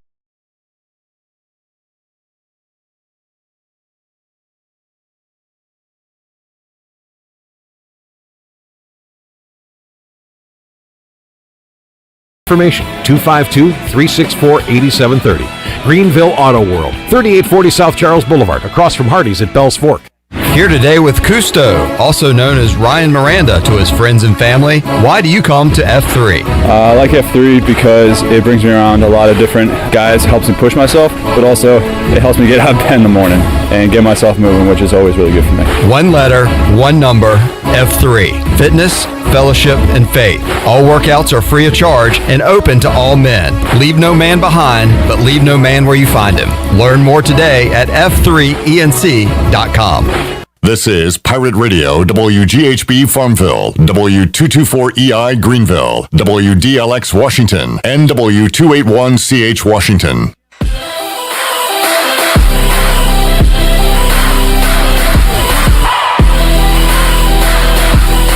You're listening to Hour 2 of Pirate Radio Live. Now, back to the show. Well, welcome back to the show, and PRL this afternoon is brought to you by Bud Light, who reminds Pirate fans to always stay in the game and drink responsibly. Bud Light, proudly distributed by Carolina Eagle Distributing since 1989. And as we head back into Pirate Radio Live, a little bit of breaking news for you, and let me go ahead and put the bet in. Yep. Oh, no. Bad News Shirley is back. Bad News Shirley is back. The Cardinals' 4-game series against the Tigers is officially postponed with 13 positive COVID-19 tests on the Cardinals roster. Yikes. The Cardinals, the second team to come out with the kind of breakout. Marlins being the first. The Marlins scheduled to get back into action this week with the Baltimore Orioles, but the Cardinals... And there are rumors floating around that the Cardinals may have got a little nightlife under their belts, perhaps. So we see what happens with that. No Tigers and Cardinals. Ronnie Woodward joins us in the studio. Are the Nationals ever going to play again? God, when are they back? There we go. They are not scheduled tomorrow, tonight, I think. So they will play tomorrow, you believe? Good. Depending on who they're playing. Right. Because, that's in play now everywhere. It is it's a crazy world, and we are, as Brian Bailey said, we're just enjoy the game you're watching. Yeah, because you don't know if there's going to be another. So, for sure. Ronnie, we will talk Major League Baseball with you. Mm-hmm. We will do our Pirate Radio draft as well. All right, now you kind of came up with the idea to do something a little different, and I took it from there, so I don't know if you like this or not, but I trust your creativity. We're going to draft what do you like to eat while you're watching sports at home? So it can be the same answer, I guess, as like your favorite tailgate food, but you're not with a group. You're kind of just hanging out in your favorite chair and eating food while you watch a big sporting event. What do you like? We'll do that. We're going to draft like one person picks. Yes, we'll go around the horn. We'll do 2 or 3 rounds. Okay. So I'm in. We'll do that later. The wheels are spinning. Good. Glenn Shirley will be a part of that. Last chance you at all? I am on episode 3. Okay. So I might could wait another week. Yeah. I finished it last night. All right. Do you like it? It was awesome. Oh, okay, good. All right, I loved it. Looking forward to it. All right, we will start with Pirate Football, fresh out of a Zoom chat. Yeah. Is Ronnie Woodward and our Glenn Griffin, who is video producing today as well, wearing multiple hats during Pirate Radio Live. What did Mike Houston have to say after Monday's practice, Ronnie? Well, they were supposed to they're supposed to practice in the morning, so he referenced that didn't work because of lightning, so they pushed it to the afternoon. So obviously there was some shuffling around. He said, if you're not dealing with the coronavirus, you're dealing with now a hurricane. I guess that's life in eastern North Carolina. So it sounded like the players handled that well. He referenced a team portion, like a run-pass option drill, where they got some offense and defense work against each other, and said there was some jawing and, some intensity in a good way. The typical type of team portion, team drills, where you get some competition aspect to it. They're still trying to, Troy asked about conditioning, and he said we're not ready to play right now. He doesn't think they could play a game for four full quarters right now, which is probably understandable. And for any team in the country, you could probably say that right now. But a concern if your first game is August 29th, whereas the SEC's first game is September 26th. Yeah. That is strange. Yeah, I heard on the drive in, Jonathan make the point he doesn't understand it or is baffled by that a little bit. Why teams are moving their game up to week 0. Yeah, I don't know. But I don't know. I mean, at the same time, let's say ECU plays, since they were already going to play week 0, and then you have like 2 or 3 weeks off potentially before you play another game. Someone would almost be the anti of the MLB. The problem with MLB right now is once one team gets it, and they're scheduled to play the next day, and that team they're scheduled to play or just playing another, that it all dominoes on each other. So if it's spread out to some extent, is that good? I don't know, but in theory, maybe. ECU plays one game and say there's some issues. Them and Marshall both have a few weeks to figure that out before they go play another team right away. I don't know. So they would have the next week off as is. Anyway. Then South Carolina done. Then Georgia State. Norfolk State. Or Norfolk. So they would have that off, too. And then UCF. Okay. So they'd have a month off if the schedule stayed as now. Right. Between Marshall and UCF. And then I think another week. No, I think Georgia State is after that. And then you go into your conference. Right. But, that overall, that dynamic is interesting. That some leagues and teams are pushing things back. Some are moving forward. Again, I don't know if anybody has the right answer. This is just kind of all experimental, I guess. Did SMU just push their game up so they could just start practicing? I think they did. That's my very low-key conspiracy theory. Yeah. Or again, the competition side of it. We're not going to play that game anyway. We know it, but we want to start practicing. Yeah. So we're going to aren't they playing like Texas State, I think? Yeah. So get out of the way, man. Knock it out. You're going to win by 30. And then you're going to have some game film to watch and break down, like to your, the competition. It's almost like a scrimmage, right? Yeah. If you're only playing 2 non-conference games or whatever, you're almost playing your preseason football for your conference play. Yeah. And you're not doing it against each other in a scrimmage format. You're doing it in a real game with real officials, and everything's real. No fans. Yeah. That's the only difference, I guess. But the kicker, ECU and Marshall isn't. They're pretty equal. Yeah. I mean, there's not that's kind of the tough dynamic with that game. If you were to look at it as if your carrot at the end of the stick this year is a conference championship, though, you could say that is like a preseason game. Yeah, sure. Because there's no whatever. I mean, what is there bowl eligibility this year? Are there bowls? I don't know. Yeah. No, that's a good way to look at it. Yeah, I mean, I think that's the value maybe of playing week 0 is to have film and stuff to respond and to see which players are ready and which aren't and who steps up, like that type stuff. Sure, it makes sense. And the SEC, I don't know. If we get to September 20-something and there's still football, I don't blame them for doing their own thing because whatever. I have so many questions that are so far down on the importance list, but what is the redshirt rule going to be this year? Yeah. Are you just going to keep it universal 4, even for teams that play 10, but some teams play 12 and that's a good point. 11? I think at some point, it looks like 10 might be the max, even though the ACC is going with 11, right? Or at least, and we'll talk to Jeff Gravley, who now covers NC State athletics, about that. Is the ACC going with 10 conference and the +1 non-conference? Is that a recommendation? Is it like you have to play 11? Are some teams going to not play 11? I don't know. Yeah, I think they don't have to. I mean, I feel like a lot of conferences are leaving it up to the teams. And it's got to be all financial, right?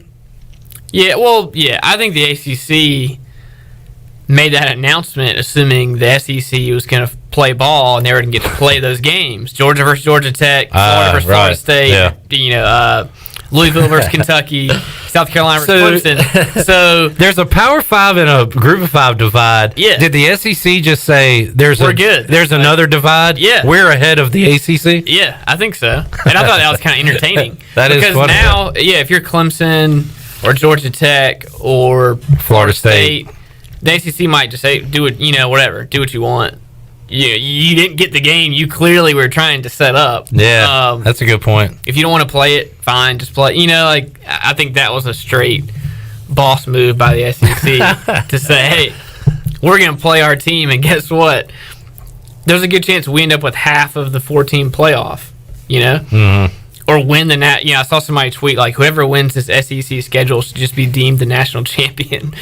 Pretty good point. Well, they used to do it without a playoff, of course, for you young folks out there, and they would have like split national champions. It was like Georgia Tech and Colorado one year in the early 90s. Well, they didn't always, if there wasn't COVID, like normal schedule, you'd have the crossover. So like whoever's good in the, Georgia wouldn't play Alabama and LSU and Auburn, Florida. There was scheduled disadvantages and advantages, but now if they're playing all the other teams, you got to play everybody. How many teams are in the SEC now? Is it 12 or more? Because I was trying to think how many East, like Georgia would play 5 other East teams, or is it 6? Yeah. And then they would only have like 1 or 2 other SEC opponents. But anyway, you're right. Now they have to add. And have they come out with that yet? I don't think they've done added games. The exact schedule. But in general, they're going to play more games if they're playing 10 than they would have. The Pac-12, which, by the way, there's a lot going on with Pac-12 football right now. No kidding. But when they made their announcement, Shirley, it was live on the air. She talked about how they were pushing and, how marquee are Pac-12 games, really. But they did try to make it so, like, they're starting out with a bang. I think it was UCLA, USC, Washington, Oregon. Either way, they pushed the marquee games to week 1 to kind of say, hey, look at us. I'm wondering what the SEC does when it comes to updating their schedules. There's 14 total. Okay, so you would play not everybody would 6. Play everybody. Yeah. You would only play 1 team from the other side? Is that right? I think they're doing 10 games. So. No, I'm saying beforehand. When you played, 8 conference games and 4 non-conference? You'd have 1 crossover opponent. So now you're going to have more opportunities for some really good matchups because the West has been really the heavy side. Yeah. Obviously with Bama every year, but then LSU and Auburn will creep up. And who else? I think A&M's supposed to be really good this year. The 2 Mississippi schools. But, the LSU, Alabama, Auburn trio all in the West. Which is different. Like growing up, so like since the Bulls run in the NBA, the West has been by far dominant over the East. Yeah. Like not every NBA Finals, but as far as regular season and better teams, they've been in the West. Yeah. The SEC around that time in the 90s, it was Florida, it was Peyton Manning, Tennessee, and really those 2. Georgia had some moments. Florida, Tennessee. But Spurrier and then Manning, and of course Tennessee won the championship with T. Martin. But Bama wasn't very good then. No. And neither was Auburn. Yeah. And they were all decent, I guess, but they went through down times. But man, that has changed since the mid to late 2000s when Saban got on board. Was it LSU, then Alabama? Yeah. Cam Newton helped Auburn big time. It's been a dominant division, that west side of the SEC. Back to ECU football, real quick, Ronnie Woodward. What can we report, if anything? Because we were talking about it off the air. Even though we didn't get to go out and watch a lot of practice, we could at least see the last 15 minutes or so and notice like who's working with who. Yeah. Who is running laps because they did something wrong at practice, who is standing on the sidelines. Yeah. And now we don't see any of those things. Who's wearing like a non-contact jersey? Yeah. Because they're hurt, or isn't wearing a jersey at all. Is wearing a t-shirt. So we can pick up some observations, Yeah. even only seeing a little bit. Yeah, even now in the portions, or even just offense specifically, you can see. Like, I wouldn't mind seeing Mason Garcia throw a football. He should change his name to Mason Quarterback. And not even him, but the other there's 3 new freshman quarterbacks. I'm not a football expert by any means, but like going out there, you can see, okay, that guy throws it that way, or he can run around, or this or that. That type of stuff. We know Holton Naylor's more or less the new, especially the new transfers and stuff too, that they brought in. Running backs, different things. I remember last preseason we talked about it. Demetrius Mooney looked really good, like to the naked eye, even to us, and that coincided with Mike Houston and Donnie Kirkpatrick talking about him as a freshman, and then sure enough, he was an impact guy from the start, and a lot of that came from preseason camp. So yeah, it's a tough way to do it from our side, but the big picture of it is I totally understand, obviously, the situation, and they don't want players and coaches exposed to people if not needed. So I mean, the phrase "better than nothing" has been used a lot during this time, and it's different. It's better than nothing. But again, to be honest, it stinks to some extent just not being out there. It's always fun. Especially after summer, you kind of grind out the summer from like our side of it. It's always fun when it's like, all right, start camp. You can go out there and take some photos and video and check it out, and you come back for interviews. That's the fun part of it. So yeah, like anything else. I really miss Media Day. Like that's one of my favorite days of the year. Yeah, because we get to talk to the players outside of a practice setting and get to know them a little bit. Yeah, and we missed out on that this year. Yeah. By the way, John on Facebook Live says 2 crossover games for the SEC because maths. And yes, you'd be correct, John, because they play 6 on their side and then 2 on the other side. This is not a math program. Nah, not mathematics. But thank you, John, for helping us out. Not good at as we struggled with that a little bit.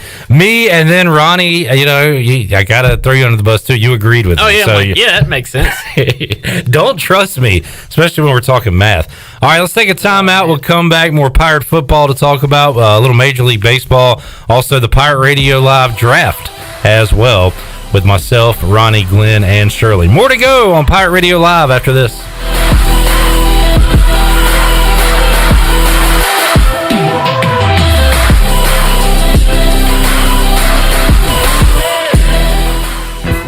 The dog days of summer are here, and Pip Printing is excited to be partnered with Pitt County Humane Society and Pirate Radio to make Greenville greater than ever. This is Donald Stocks from Pip Printing, and if you're headed to the beach, the river, or the pool, then stop by and see us and pick up a new t-shirt and 2 koozies for only $20. Help rescued pets here in Pitt County and make Greenville greater than ever, and by getting your shirts and koozies at Pitt County Humane Society or Pip Printing today.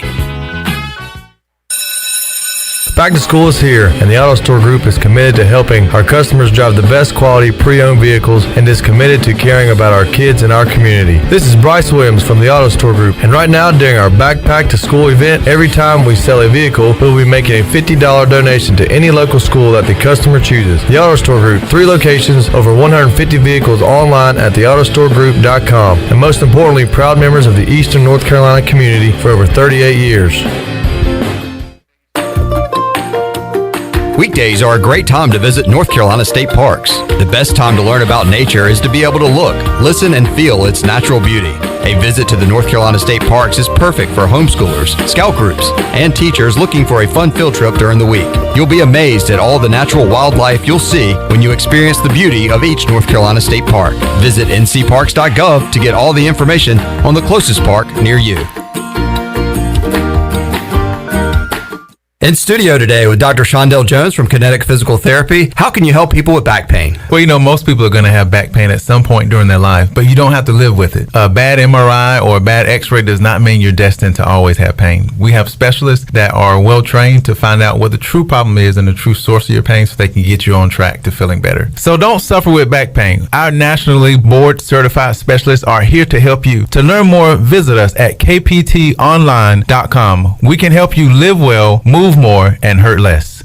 UBE is now back open to serve the Pirate Nation. UBE is striving for the best customer experience, practicing social distancing, cleaned and sanitized contact surfaces, and curbside service. Our hours are now 10 to 6, Monday through Friday, and 10 to 5 on Saturday. PirateWear.com is open 24 hours a day, with in-store pickup available. Please be sure to follow UBE and PirateWear.com on all social media platforms. UBE and PirateWear.com, serving the Pirate Nation for over 50 years.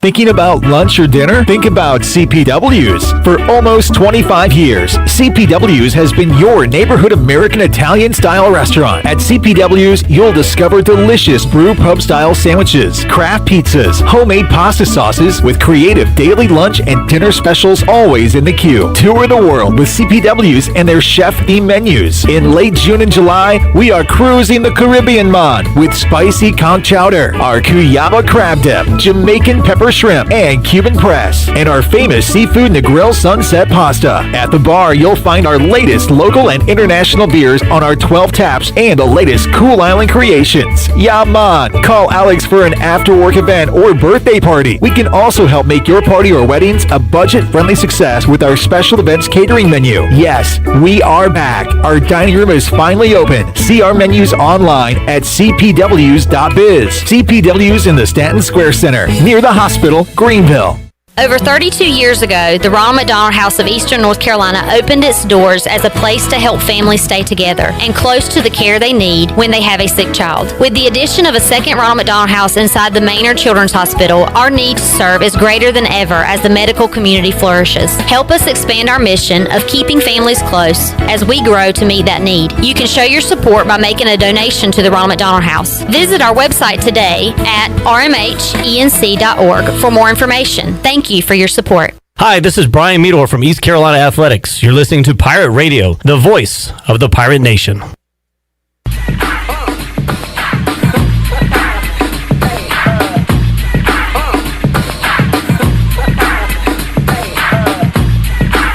You're listening to Hour 2 of Pirate Radio Live. Now, back to the show. Welcome back to the show. Orthopedics East and Sports Medicine Center of Greenville new extended care clinic is now open Saturday and Sundays from 10 a.m. until 2 p.m. so you can avoid the emergency department for any urgent orthopedics care. For more information, call 757-2663 or visit orthoeast.com. Orthopedics East, providing services to Eastern North Carolina and the Pirate Nation for more than 35 years. Now let's head back in to Pirate Radio Live. Here's your host, Clip Brock. All right, welcome back into the program. Clip Brock, Ronnie Woodward here. Shirley playing a little crisscross. Oh, man. That was the thing. What year is this? 93? Yeah, I think it was late 92, early 93. This was huge. Did you ever do... I didn't wear my clothes backwards, but they would wear a lot of sports team stuff. Yeah. And I feel like after I got a lot of stuff from East Bay because of crisscross. Oh, yeah. Like the team apparel. Awesome. And they made the baseball jerseys that were starter jerseys for other leagues, right? For you would get a Bulls baseball jersey. I want to say they had a Knicks one that was in their video or something. Yeah. A San Jose Sharks baseball jersey. Exactly. But they were all in the same style with the baseball lettering and the pinstripes and then the colored sleeve, and then you would have the actual logo on the shoulder. Bring it back, man. Yeah. Those are great times. It's about time to bring that back. I never went out in public with the backwards clothes, but I definitely remember me and my friend, neighborhood friend, oh man, let's make a video, and went backwards pants, and we're acting like we were a rapper or something. Probably did that. Yeah. That was last Tuesday, Ronnie. Yeah, same thing. I do remember me and my buddy Daniel, speaking of dressing up and doing a concert on video, we would We had our A.G. Cox middle school basketball T-shirts, khaki shorts, and we did Boys to Men concert because they'd wear the same clothes. So we did do that. Didn't you do a New Kids performance at one point? Chad, a listener to the program, did a New Kids and Vanilla Ice concert for our babysitter at the time. Remember that? Mm-hmm. That's pretty good. Send it to TRL. This was pre-TRL, actually. Well, Carson, please put us on TV. Yes. This was like way before TRL. This was like when MTV was solely music videos. Yeah. I believe in the early 90s. All right, enough about that nonsense. Let's talk more sports and more ECU football talk coming your way. 5 o'clock, Troy D going to join me. Jeff Gravley going to join us on the Fixed NC Live line. Looking forward to that, and we'll hear comments from Mike Houston. Let's go now with Major League Baseball weekend recap. First of all, Ronnie, what sports did you watch over the weekend? Last chance to you. Yes. That's sports related. Man, what night was it? Thursday? It came out on Thursday. Yeah. And I didn't know that. And Ronnie tweeted about it, and I was like, wow, didn't even know this was out. I need to check it out. But there was so much live sports on over the weekend, I never got around to it. I started it, and I was like, I'm just going to watch one episode. And that was my colossal mistake. You can't just watch one of those episodes. But I think I held some restraint. I think I watched 2 the first night, maybe. And I watched 1 or 2 more on like Saturday, and then I finished it out with a whopping 3 last night. I finished the whole season. The coach is much more like a normal person. That's what I was going to say, too. Without like giving away really anything. The thing about Last Chance to Use, there's always 1 or 2 people, whether it's a player. Really, the first one was the coordinator, the academic lady. Brittany. Yeah. Miss Brittany. Or certain player or whatever Ollie. that makes it. Yeah. This one, I think, is the coach. Mm-hmm. He's the first one who's not just a complete jerk. Like, he's a pretty good dude, and he's funny, and like... The first one you had Buddy. The second one you had... Jason Brown? Brown, yeah. Who was the worst. And then... Are those only 2, I guess? Yeah, because they had 2 at each season, right? Okay, yeah. But the coach is awesome. That's all I'll say. To me, that was the one person I was like drawn to. You can tell they always wanted to tailor it toward a few people to really highlight. I thought the coach was a man. I followed him on Twitter yesterday. I was like, not that like it matters to him, but I'm like, hey man. I thought he was funny. I thought he was cool. He's like dancing with some of the players and like, cusses them out for sure. Oh yeah, plenty of cussing if you want that. Not a just complete jerk like the other ones. Yeah. So, yeah. All right. Well, again, I'm through 2. I think I'm on episode 3. I'll finish it at some point soon. Yep. It's good. All right. Did you watch any NBA? I did. Was it you that said you couldn't really get into it? I didn't watch a second. Oh, I don't know why. I found a good game last night. The Rockets and Bucks was really good. Went down to the wire. Rockets won. So maybe at some point we'll get into it. Watch the Canes. You watch them today? A little bit. Nice win by the Canes today. They're up 2-0. Yeah. No, didn't they win? Or it was best of 5? Yeah. Okay. I thought it was best of 3. You were probably listening to me, and I said it was best of 3 for like 2 weeks before I realized it was a best of 5 series. They play tomorrow night at 8 o'clock for a chance to sweep. To make the real playoffs? To make the real playoffs. Cool. Watched a lot of baseball, obviously. Baseball, for sure. I didn't text you yesterday because Keselowski was kind of dominating the NASCAR. Good. I thought about it at some point. I was like, because me and you and Igo were texting at one point, and I was like, what the deal with NASCAR is? And I was like, I don't think I'm going to watch today anyway. So I believe they're doing the Saturday-Sunday double dip again this weekend. I'll have to check, but I think that's what their plan is. All right, on to baseball. Let's look at some of the headlines from the weekend. The Baltimore Orioles swept the Tampa Bay Rays. The O's are now 5-3.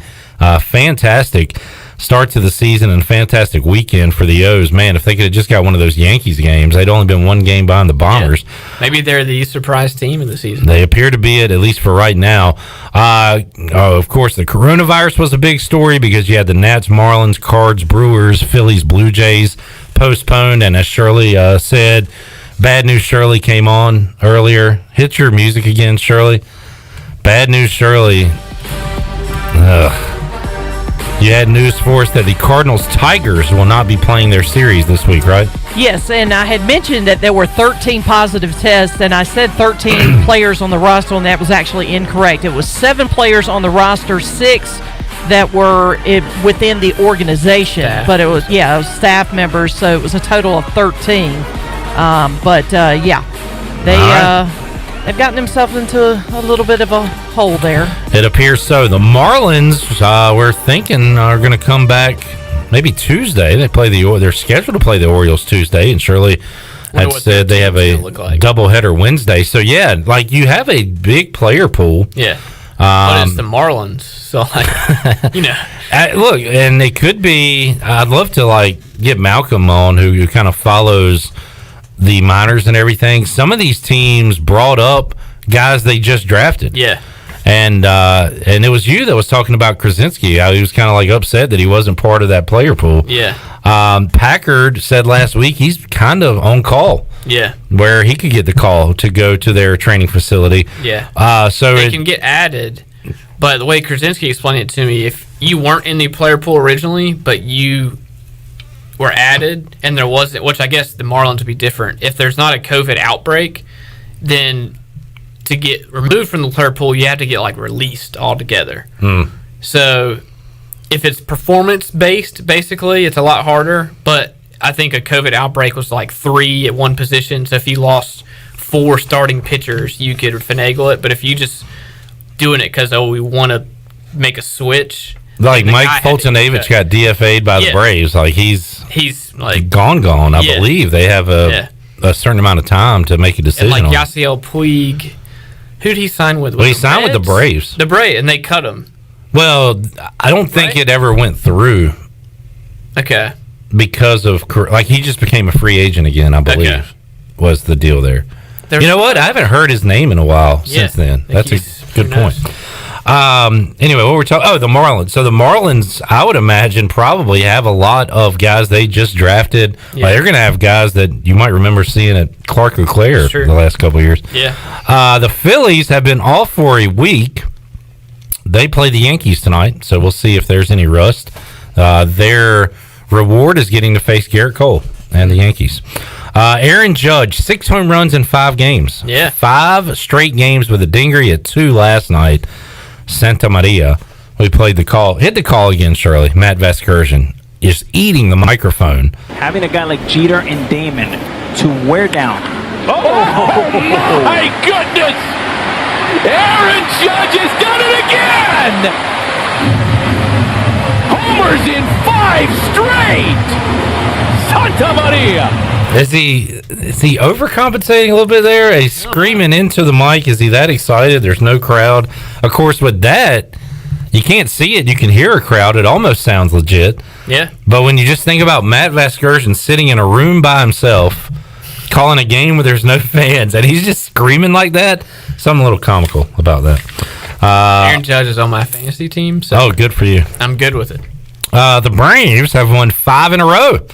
And Yoenis Cespedes was a no-show on Sunday. That was a weird story for a while. Yeah. And then we just learned that Cespedes decided on his own that I'm not playing anymore. And I saw a picture, and you never know what to believe on the internet, but there was a picture floating around today of Cespedes at the mall in Atlanta with these 3 kids posing. Now, that could have been from any time at any mall. I don't know. Yeah. But that is floating around on social media. So, do you think he plays again? Ever. Not this year, obviously. Yeah, but man, he's getting older. He signed hasn't played a massive deal and has not done anything. Yeah, he literally hasn't done anything in 3 or 4 years. I think he might be done. Yeah, could be. All right, I tell you what, let's take another time out. We'll come back, and when we return, we'll update you if there's more sports. We got Nuggets Thunder going on right now. We got NBA as we speak. There we go. Can we watch the NBA so I can say I've watched it? Glenn, can we? Okay, yeah. I think Glenn's got a password we can go with. We can do that. Also, we will have our sports food draft. What are you eating while you watch sports at home? If you got a big game, a big ball game, as some would say, coming up tonight at 7 o'clock. What do you want to be eating when your team tips off or throws the first pitch or faces off or kicks off? Shirley, Glenn, Ronnie, and myself will have our sports food draft when we return after this.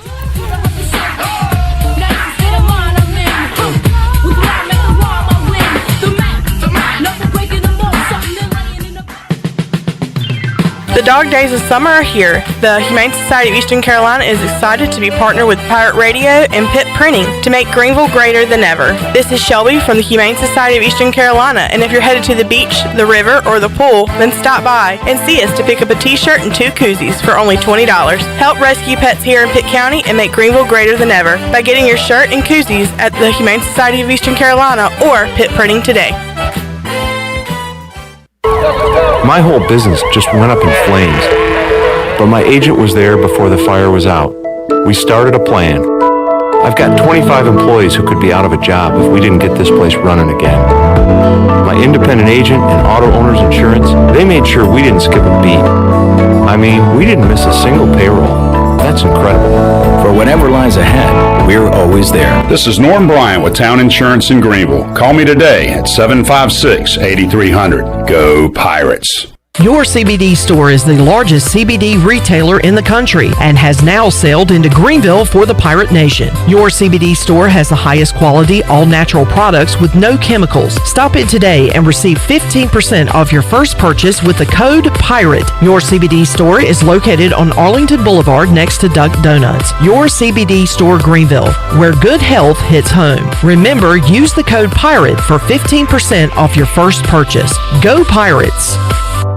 How much does the word reliable mean? Sure, all businesses describe themselves as reliable, and we certainly wouldn't expect any business to be unreliable, but when you take a word like reliable and make it your way of life, the entire core of your business, it tends to mean a little more. And it's something you have to show people, not tell them. At Delcor, we show it by being there the same day you call. We show it by simply doing outstanding work with exceptional products, a family-oriented work ethic, and genuine caring for all of our neighbors throughout Eastern NC, because in a time of need, we know the first and the only thing you need is someone you can count on. That's why we only use equipment you can count on too, like a train comfort system. It's hard to stop a train. Delcor can have a new train comfort system installed in no time, or we can provide an AC tune-up to make sure your system is performing well. So will your system keep you cool all summer? Find out. Call us. We're Delcor, the service professionals. Reliable for over 4 decades. Visit DelcorInc.com today. We're midway through bath time, and 2 medium, 2-topping Domino's pizzas for $5.99 each have begun their drive to the Smith's front door. That's a GPS-enabled custom delivery alert, folks. The newest improvement to the Domino's tracker, saying Domino's will be there in 2 minutes. They're calling it audible. Bath time's now rinse time. They've got 1 kid dry, 2 kids dry. The pizzas are here. They made it to the door. The kids are clean enough. The new Domino's tracker with GPS worked again. 2-item minimum. Pan pizza will be extra. Ask for this limited time offer. Prices, participation, delivery area, and charges may vary. East Carolina's football team is working its way back to campus, and the Pirates are preparing for their scheduled August 29th season opener against Marshall. We've got you covered on hoistthecolors.net with the latest team scoop and daily information as the football team draws closer to its first game. We've also got the latest on the Pirates' top recruiting targets for the 2021 class. New members can sign up now and get their first month of VIP coverage for a single $1. Hoistthecolors.net, the most reliable reporting on ECU athletics. When you don't have time to go to lunch, let Jimmy John's deliver lunch to you. With Jimmy John's, we can get a freaky fresh sandwich to you freaky fast. Click to order at jimmyjohns.com. Dinner's great. It's one of your top 3 favorite meals. You just don't want to have to make it. Well, with Jimmy John's, you don't have to. Whether you live in a sandwich delivery zone or head into the store, you can always get a freaky fresh sandwich. Click to order at jimmyjohns.com. Pirate Radio. The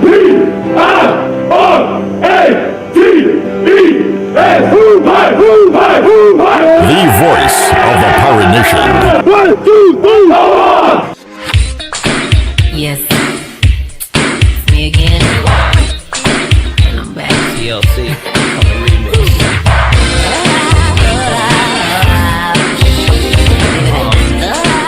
You're listening to Hour 2 of Pirate Radio Live. Now, back to the show. Hey, Pirate fans, if you're hungry for the best ECU news and information, then you need to be part of the Pirate Radio digital platforms. Keep up with the latest breaking news and information by liking us on Facebook and following us on Twitter and Instagram at PR927FM. Listen live and to all our archived programming anytime by visiting PR927FM.com. Stay connected beyond your radio dial with all of the Pirate Radio digital platforms. Now let's head back in to Pirate Radio Live. Here is your host, Clip Brock.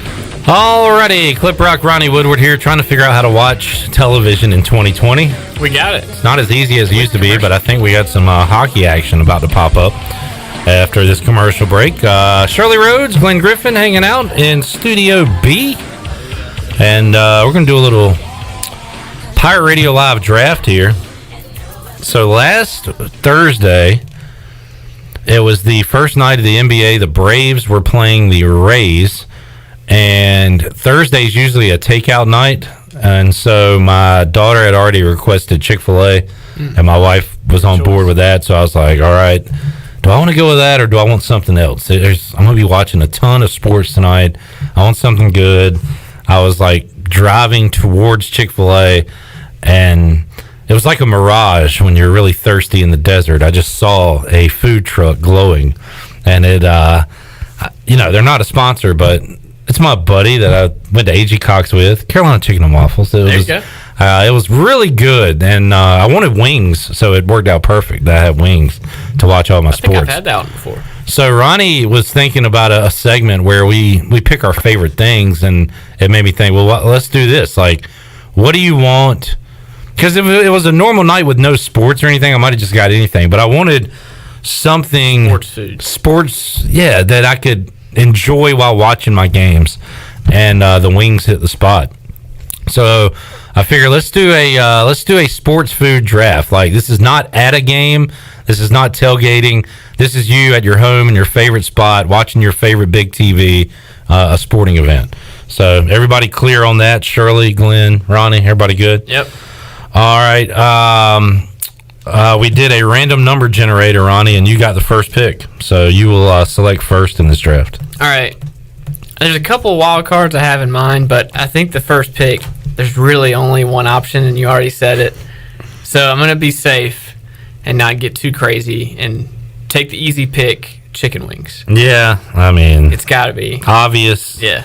Do you have are you particular on your flats or drums?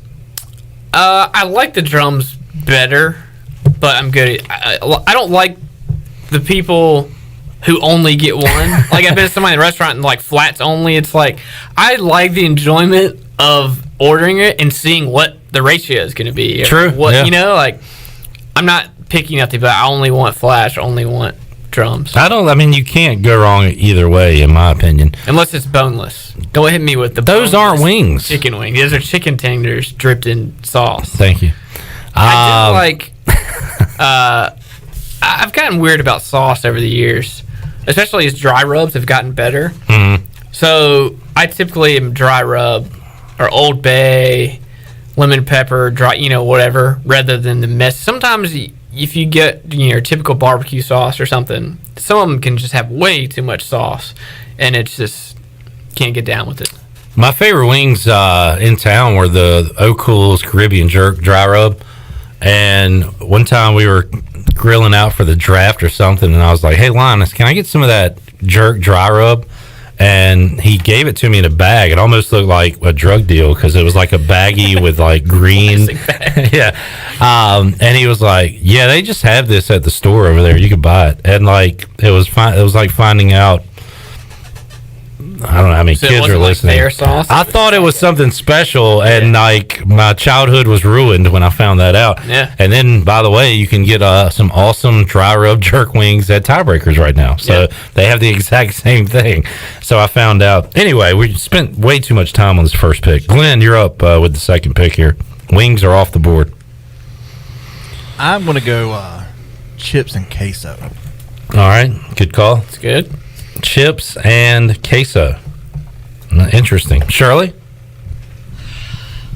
Well, I was going to say chips and salsa, but Glenn salsa is different than queso. Okay, chips and salsa from a particular restaurant in town. Okay. That I do not wish to name. Chips and salsa. So the Is chips it different? Yeah, queso is not salsa. But it's like saying that. Well, I like my wings with dry rub, or you like yours with sauce. Okay, well you can say different kind of wings then. You can say boneless wings. No, man. It's gonna go there. If you want them, you can have them. Chips and queso is different than salsa. It's cheese dip. Yeah. Why are you contesting this? I just feel like chips and dip is a general category. It is not, because my pick is chips. There cannot be 3 consecutive chips. There is. And a dip made in a crock pot with ground beef, cheese. I will call this chips and crock pot dip. Also known as queso. You mark. Queso. Mine has beef in it. Hamburger. You just got queso, bro. Don't be mad at me because you don't know how to draft. It's a bad first pick, Glenn. I feel like we've gone way too specific. Like, I didn't know. See, I could have just picked chicken wings If again. you had done chips and dip, you might have been okay. But you want a specific dip. You said And queso. they branched off of it. Yeah. That is true. I should have just said chips and dip. I think you would have been okay. Yeah, if I wanted to. That would have wiped out a lot of picks here. Yeah. All right, I'm back on the board after I have back-to-back picks here. I'm not going to go Pick another chips again. chips and seafood salad. Yeah. Oh, guac. I could have done that, I guess. Crab dip. Let's see. Chips and crock pot dip is my pick. That is not specific, but it kind of is. What else did I have earlier today? Because obviously I was going to go wings. Just a classic bratwurst would be good. On a bun with mustard, but I got to go brat. Okay. For years, we've had our fantasy football draft, and we called it Wing Fest because we just would eat a crazy number of wings. But as the years rolled on, I started enjoying brats more than the wings, actually. I'm with you on that. All right, so give me a brat. I think it's a developed taste. Yeah. As you get older. Shirley, you're up. I'm going to go with bacon cheese fries. Oh, man. With a side of ranch. It's a good call. That is a good call. All right. This is not takeout only, right? You're making this stuff. Crock pot. So, yeah, okay. Yeah. What if they had a restaurant that just made stuff in crock pots? And there we go. It's like a crock pot buffet lined up. Now, you might not want to do that in COVID times. Yeah. Wes Hines could help us out with this, Glenn. Get it buffet certified. Like one of the fondue restaurants. Yeah. Like what's the fancy one in Raleigh? But I've been to one in D.C. before. I've never been to one in North Carolina. But it's like a more country version. It's like it's crock pots by like the lady with the butter. Paula Dean. Yeah. Paula Dean. Yeah. Paula's Pots. All right, Glenn, you're up. I like ribs. All right. Ooh, that's a good one. Oh, man, that's really good. Nice, messy while you're watching your game. You got your wet nap and everything. I'm gonna have to take a shower when I'm done. Yeah. I want to be just filthy. You can do that at halftime. There you go. All right, I'm up, right? Ronnie's got back-to-back here. All right. My wild card made it, which I think y'all appreciate. Turkey, because it means it's Thanksgiving. You're going for sentimental points, Ronnie, and I don't like That's that. a good pick. I don't like drafting sentimentally. I think when you make mistakes, you're going to be asleep by halftime. It's Thanksgiving. That's the point. I like the pick because why I like do we only have turkey and dressing one time a year? Exactly. Like legit. Y'all might. Yeah, I say that I every have year. it at least more than once. Every a year. Thanksgiving, I'm like, why don't I just do this like 2 months from now? Yeah. I love doing, and never do. Once a year only. Mom for like Sunday dinners will sometimes break out a turkey. Yeah, that's awesome. If it's been like 12 months, if it's been some time since we've had the turkey, when it's July. Yeah, do like a halfway to Thanksgiving thing or something. Yeah, sure. Turkey. All right, that's good. Chili. Oh, My chili. It's a good pick. You know what? It's so hot. We're in the depths of summer. I did not even think about But chili. turkey led me there because I was like, football, Thanksgiving. I feel like we've talked about this. Have I had your chili at something? Yeah, for the College Football National Championship, you came over. And you said that you could just chili. make a pot and like eat on it all weekend or whatever. Oh, yeah, it's the best. Man. Especially when it's cold. That's a good 3-day. Yeah. Right. Have it on Monday, and you're good with lunches until like Friday. Right. If your stomach survives. And you could make it a little different. Like maybe you throw some cheese and some sour cream in it this time, and then maybe that time you put some hot sauce on it. I got to give you. I like some Fritos in it.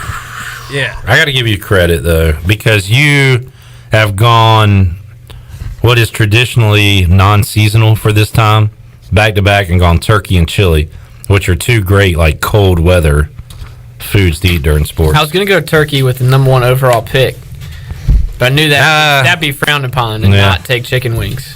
And then Glenn would have gone wings probably, and our whole chips Our run. chips fiasco wouldn't happen. All right, Glenn, you're up.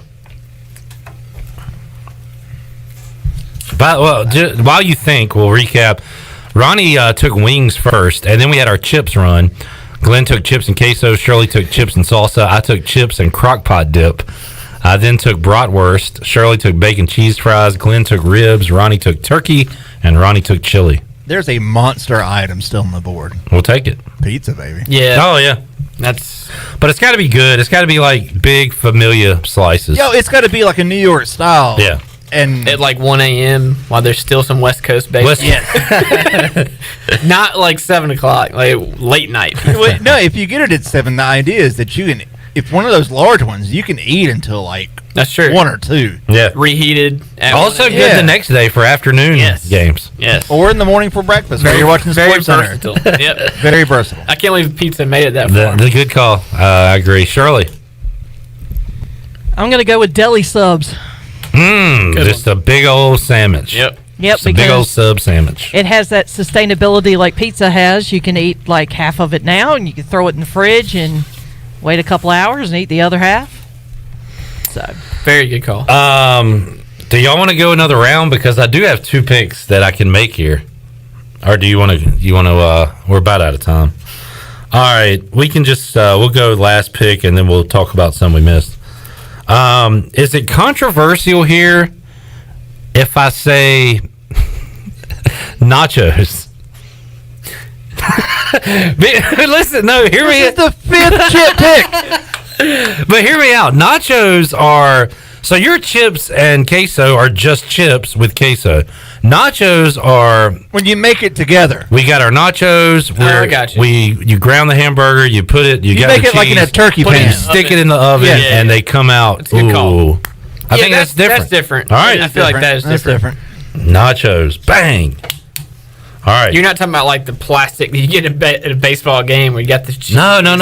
I got you. That's closer to chips and queso. We are putting ingredients on the foil. He's and- talking about like in a turkey pan. and throw them in the oven, and bam. Like Dupree makes, and you, me, and Dupree. Mike, I just said nachos. It's a sad movie. We don't really talk about those.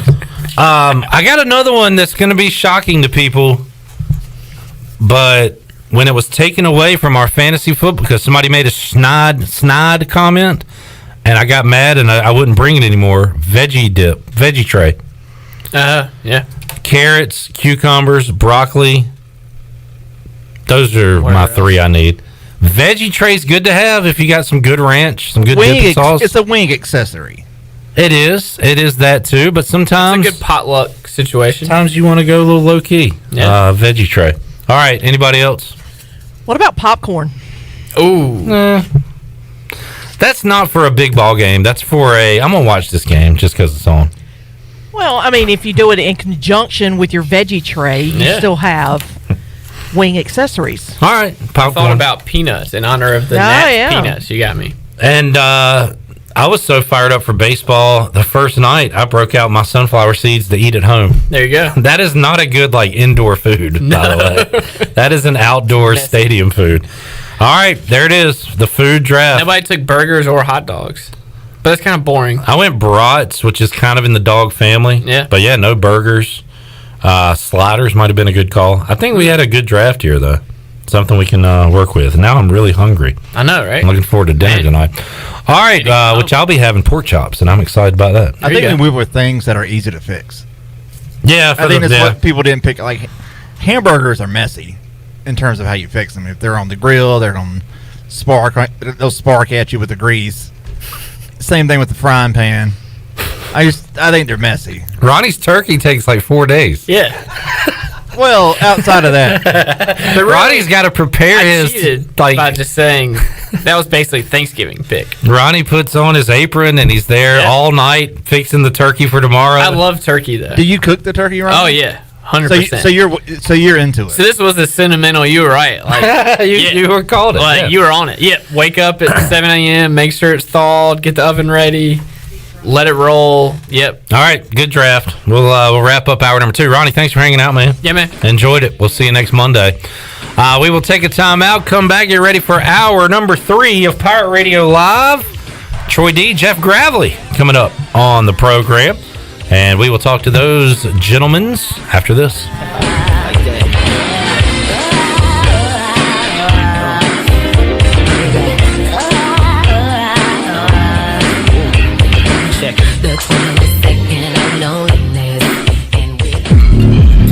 Are your workouts more fun than this? Well, if they are, then I want to sign you to an endorsement deal with Michelob Ultra. I'm looking for anyone and everyone who makes working out a blast. If that's you, head to TeamUltra.com for a chance to score awesome perks like Team Ultra gear and more. That's TeamUltra.com to enter. No purchase necessary. Open U.S. residents 21 plus. See official rules at TeamUltra.com. Message and data rates may apply. Void where prohibited. Enjoy responsibly. AB Michelob Ultra Light Beer, St. Louis, Missouri. If you're like many, you may have put on the Corona 5, 10, or even 15 over the last 2 months. Well, the weather is warm and it's time to get that body back on track. At Clean Eats, we have you covered. Our weekly meal plan will quickly help you get back to where you want to be. Order online at cleaneats.com. Our cafe is back open, sanitized, and waiting to serve you healthy lunch and dinner options for dine-in, takeout, curbside, or even delivered through our delivery partners. Clean Eats, it's a lifestyle. 805 Red Banks Road, Arlington Village. East Coast Grading and Utilities is your source for clearing, hauling dirt, and concrete work. East Coast Grading and Utilities handles all sewer and water issues as well. I'm David Vaughn. Whether putting in a new subdivision or helping you with any and all of your drainage problems, I can get the job done. Call me at 531-7494. No job is too big or too small. East Coast Grading and Utilities. Friends helping friends. 531-7494 for East Coast Grading and Utilities. With rates being historically low, now is the best time to buy or refinance your home. This is Talbot Green with Angel Oak Home Loans. Now is the time to take advantage of the opportunity to buy more home or refinance your current mortgage. The combination of our local team's experience and Angel Oak's wide offerings of products from standard conventional, government, and portfolio loans has something for most financial situations. For more information, call Talbot Green, Joanne Weir, or Wanda Hager at 751-2060. NMLS 1719250 and 685-842. Equal housing lender. It's almost quitting time, but your family's hunger is gearing up for the night shift. Now you could unload groceries, chop, dice, mince, preheat, heat, slap around the smoke detector, and then celebrate with a big old pile of dishes. Or you could drop a big bow box on it. Because whether you need an 8, 12, or 20 piece with biscuits, fixins, and tea, you can clock out and spend some quality time with a delicious dinner. Now when it comes to sneaking a biscuit on the drive home, that's all you. Bojangles, it's bow time. It's summertime, and there's no better time to drive away in a quality owned car or truck from Greenville Auto World. Let Greenville Auto World show you how easy it is to buy a quality used car in Greenville. We believe fair prices, superior service, and treating customers right leads to satisfied, repeat buyers. Are you planning that summer trip by car? Well, get yourself set with an oil change and 27-point inspection. Greenville Auto World, 3840 South Charles Boulevard, across from Hardee's at Bells Fork. In studio today with Matlock, also known as Brad Evans to his friends and family. Why F3? F3 is a great way to work out, get in shape, but most importantly, F3 is a way to get together with other guys in the community, develop a great group of friends, and have a good time doing it. What I'd tell people about F3 is don't be afraid to get up early in the morning to go work out. You can do it. One letter, one number, F3. Learn more today at f3enc.com. Hey, welcome to Jack Brown's. What can I get you? Can I get a vodka soda with a lime, please? No liquor, just beer. We have beer out the wazoo. And we don't even know what a wazoo is. IPAs, sours, gozas, wheats, stouts, porters, you name it, we got it. Drink 100 beers and join the Notch Club. Don't be a nerd. Ask about the Notch Club. Yeah, we've got the best craft beer in Greenville. Awesome. I'll take a pack to us light. You got it, on the way. Jack Brown's Beer and Burger Joint, located at 805 Dickinson Avenue, right in the heart of Uptown Greenville. This is Pirate Radio, WGHB Farmville, 1250 and 92.7 FM Greenville, WDLX Washington, 930 and 104.1 FM Washington.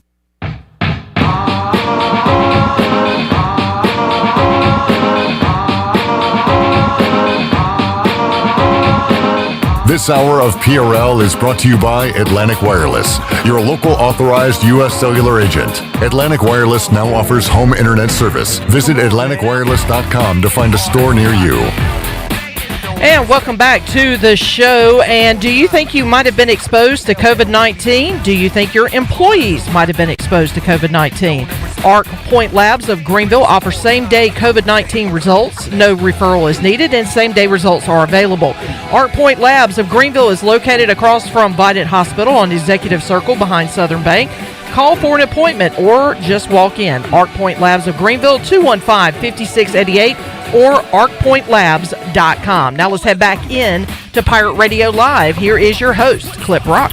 Welcome back into Pirate Radio Live, and welcome into hour number 3 of today's program. Clip Rock here, Troy D in the Pirate Radio studios joining us. What's up, Troy? Good to see you, CB.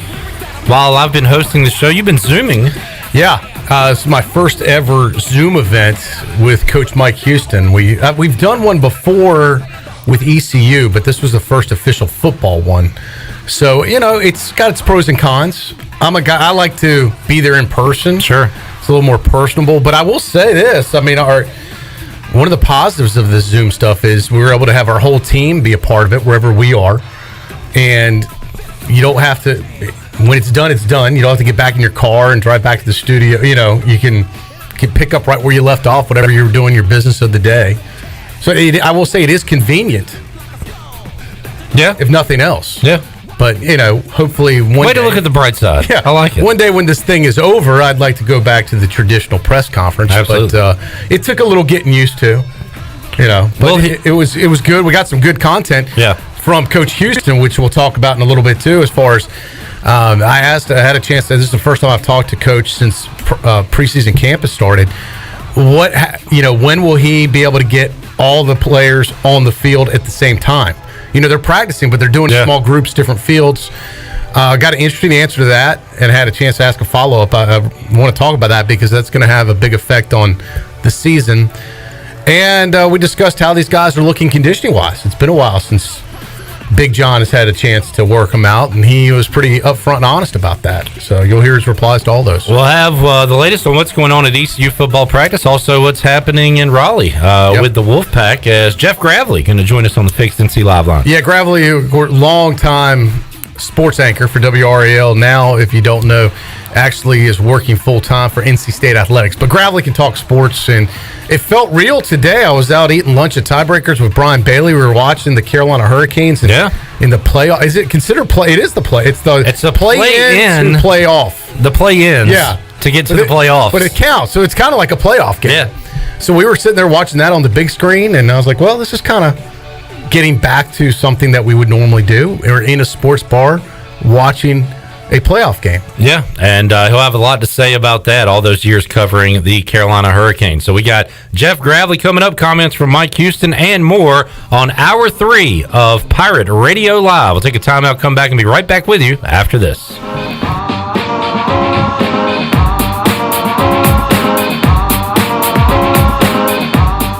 Welcome to Jack Brown's. What can I get for you? You guys got chicken strips? Nah, we don't have those. Can I get a salad? No, we don't carry salads, ma'am. Well, what do you have? We are glad you asked. This ain't no regular degular. This is American Wagyu beef. These ain't your Uncle Timmy's char-grilled bricks. Kiss the cook, kiss my grits. Our burgers are 4 ounces of hand-pressed, made-to-order, perfectly seasoned ecstasy in a potato roll. 4 ounces not big enough for you, big man? Double patty time! Or just grab a cheeseburger. Jack Brown's, 805 Dickinson Avenue, Greenville. Hey Pirate Nation, this is Tom Brown from Brown & Wood Cadillac. We've been serving the Pirate Nation in eastern North Carolina for 83 years. We have 4 brands, 3 generations, 2 showrooms, and 1 goal to make sure you leave a happy customer. This month at Brown & Wood, get the all-new 2020 Cadillac Escalade and save over $15,000. Brown & Wood is your home of the lifetime warranty. We're located on Greenville Boulevard next to the Convention Center, or shop us online at brownandwoodauto.com. What's the big deal? Where can you get pizza, bread twists, specialty chicken, and more for just $5.99 each? Is it at Domino's? He hands off hand tossed pizza and a marble cookie brownie. He's going. There's a lot of variety on the radio and at Domino's too, where you can Mix and match 2 or more. $5.99 each at Domino's. 2-item minimum. Pan pizza, bone-in wings, and bread bowls will be extra. Ask for this limited time offer. Prices, participation, delivery area, and charges may vary. Ahoy, mateys! To keep those cars clean, you need the Pirates Cove Fast Pass. The new Pirates Cove Car Wash on 10th Street is now open. The 10th Street location is offering Fast Passes for $9.99 for new Fast Pass customers. These Fast Passes will be good at all 3 Greenville locations. Visit us on Fire Tower Road, Memorial Drive, and now on East 10th Street. And coming soon, Haviland Express Lube and Pirates Cove Car Wash in New Bern. So we have you surrounded. Pirates Cove, the official car wash partner of ECU Athletics. The Frells family land called greener pasture, and they work on it behind the wheel of a John Deere 1 Series tractor. With its durable construction and features that hook up to dozens of attachments with ease, no job is too tough. The Frells family runs with us, because this is more than just land, it's home. Nothing runs like a Deere. Search John Deere 1 Series for more. Get quality at every turn with Quality Equipment, your local John Deere dealer, with 27 locations in North Carolina and southeastern Virginia. Find out more at qualityequip.com.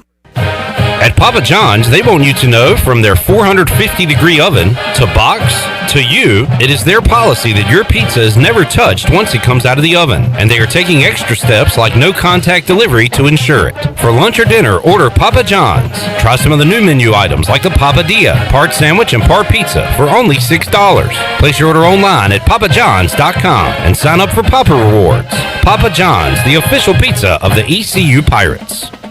White Claw Hard Seltzer. Discover a new wave of refreshment. Crafted using seltzer water, 5% alcohol, and a hint of fruit. Available in 5 fruit flavors, 2 grams of carbs, gluten-free, and 100 calories. Find it at whiteclaw.com. White Claw Hard Seltzer. Nothing tastes quite like it. Please drink responsibly. Hard seltzer with natural flavors. White Claw Seltzer Works, 2019 Chicago. Visit whiteclaw.com for full nutritional information. Great food, great atmosphere, and great service is Ottavola Market Cafe. Ottavola is simply a restaurant that focuses on that, being a great restaurant. There's something for everyone at Ottavola. The menu offers a variety of great choices like pastas, pizzas, sandwiches, soups, salads, and seasonal rotating selections. Lunch or dinner, Ottavola is always the right call. Call ahead and get Ottavola to go, or stop by the bar for a drink with friends. It's simple. Come and eat at Ottavola Market Cafe, Red Banks Road next to Food Lion, and OttavolaMarket.com. Ottavola, Pirates supporting pirates. Pirate Radio. It's great to be on. This is an honor. You know, Pirate Radio is kind of a cult following around North Carolina, so I'm excited. The voice of the Pirate Nation.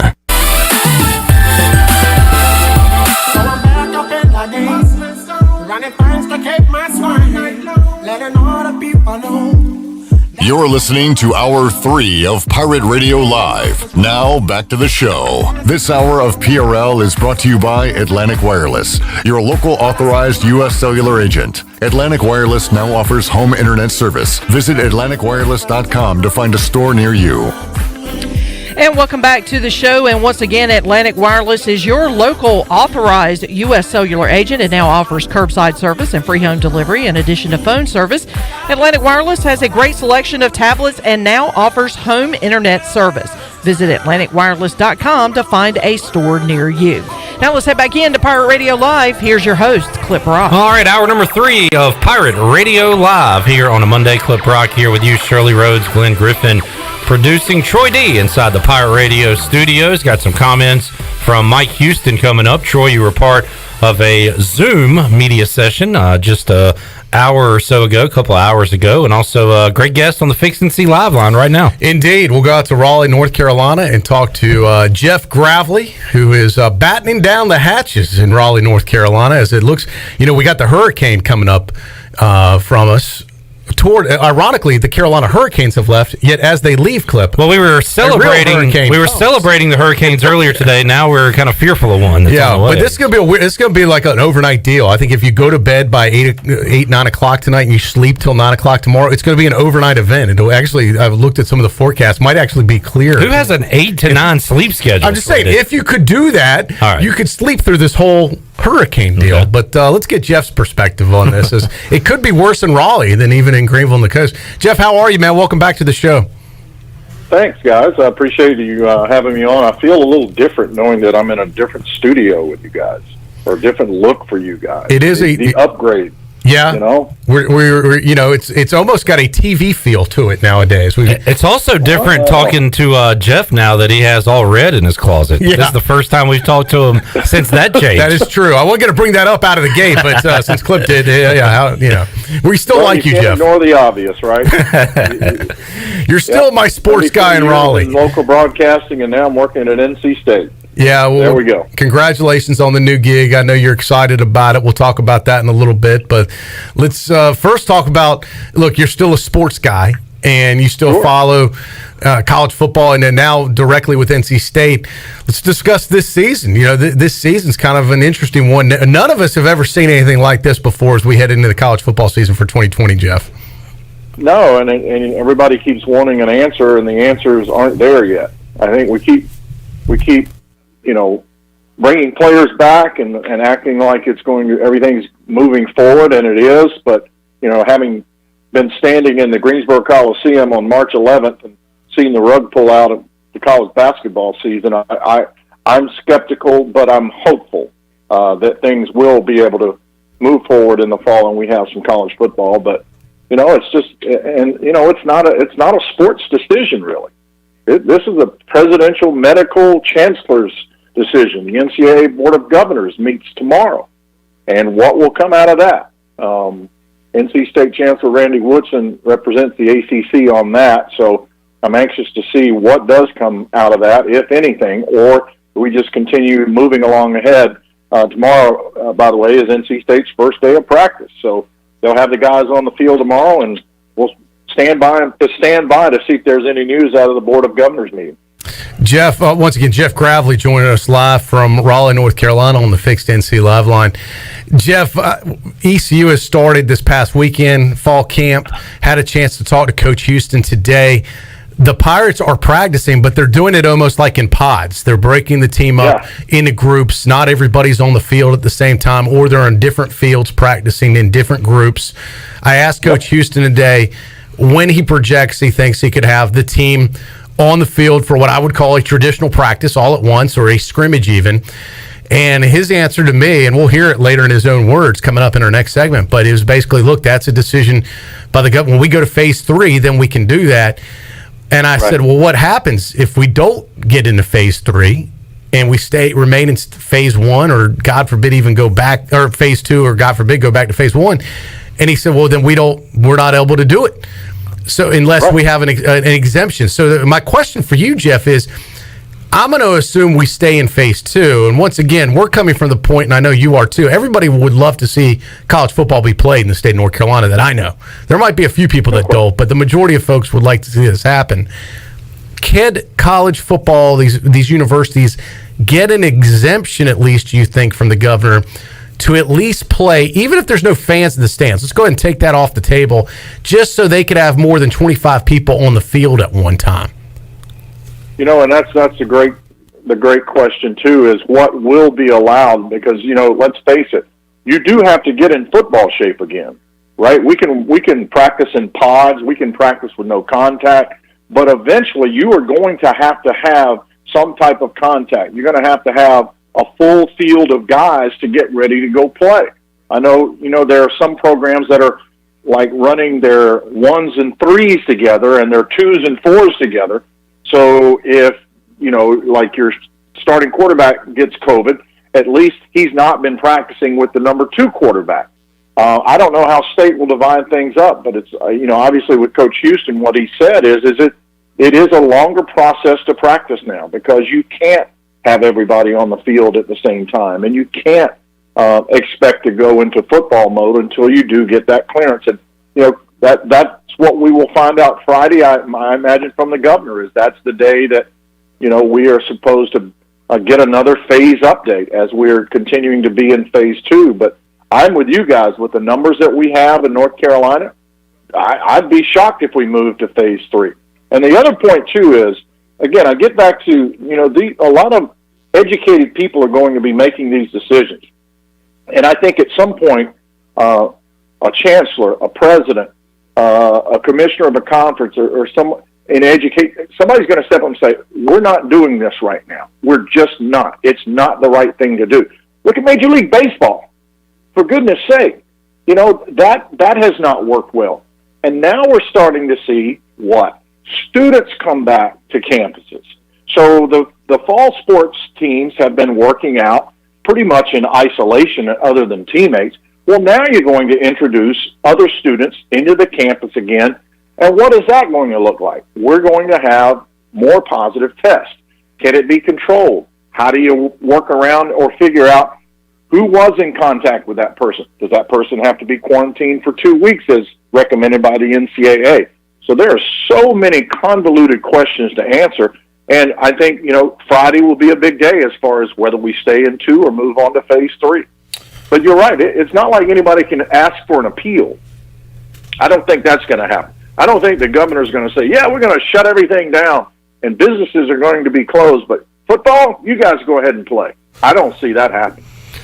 Jeff, I think NC State fans are just wondering if there is a season. When is their opening date? Because it's been shifted around a few times now. They were, I believe, going to play Louisville on the 5th of September, and then that got moved to a Wednesday due to the Kentucky Derby. And then, of course, the ACC announces their decision last week that they're not going to play games until after that date, so it changes again. So, Jeff, what did you make of again, there's more decisions to be made. It could be out of the ACC's hands, but what did you make of the decision the ACC made last week to go 10 conference games and then the +1 for an in-state opponent?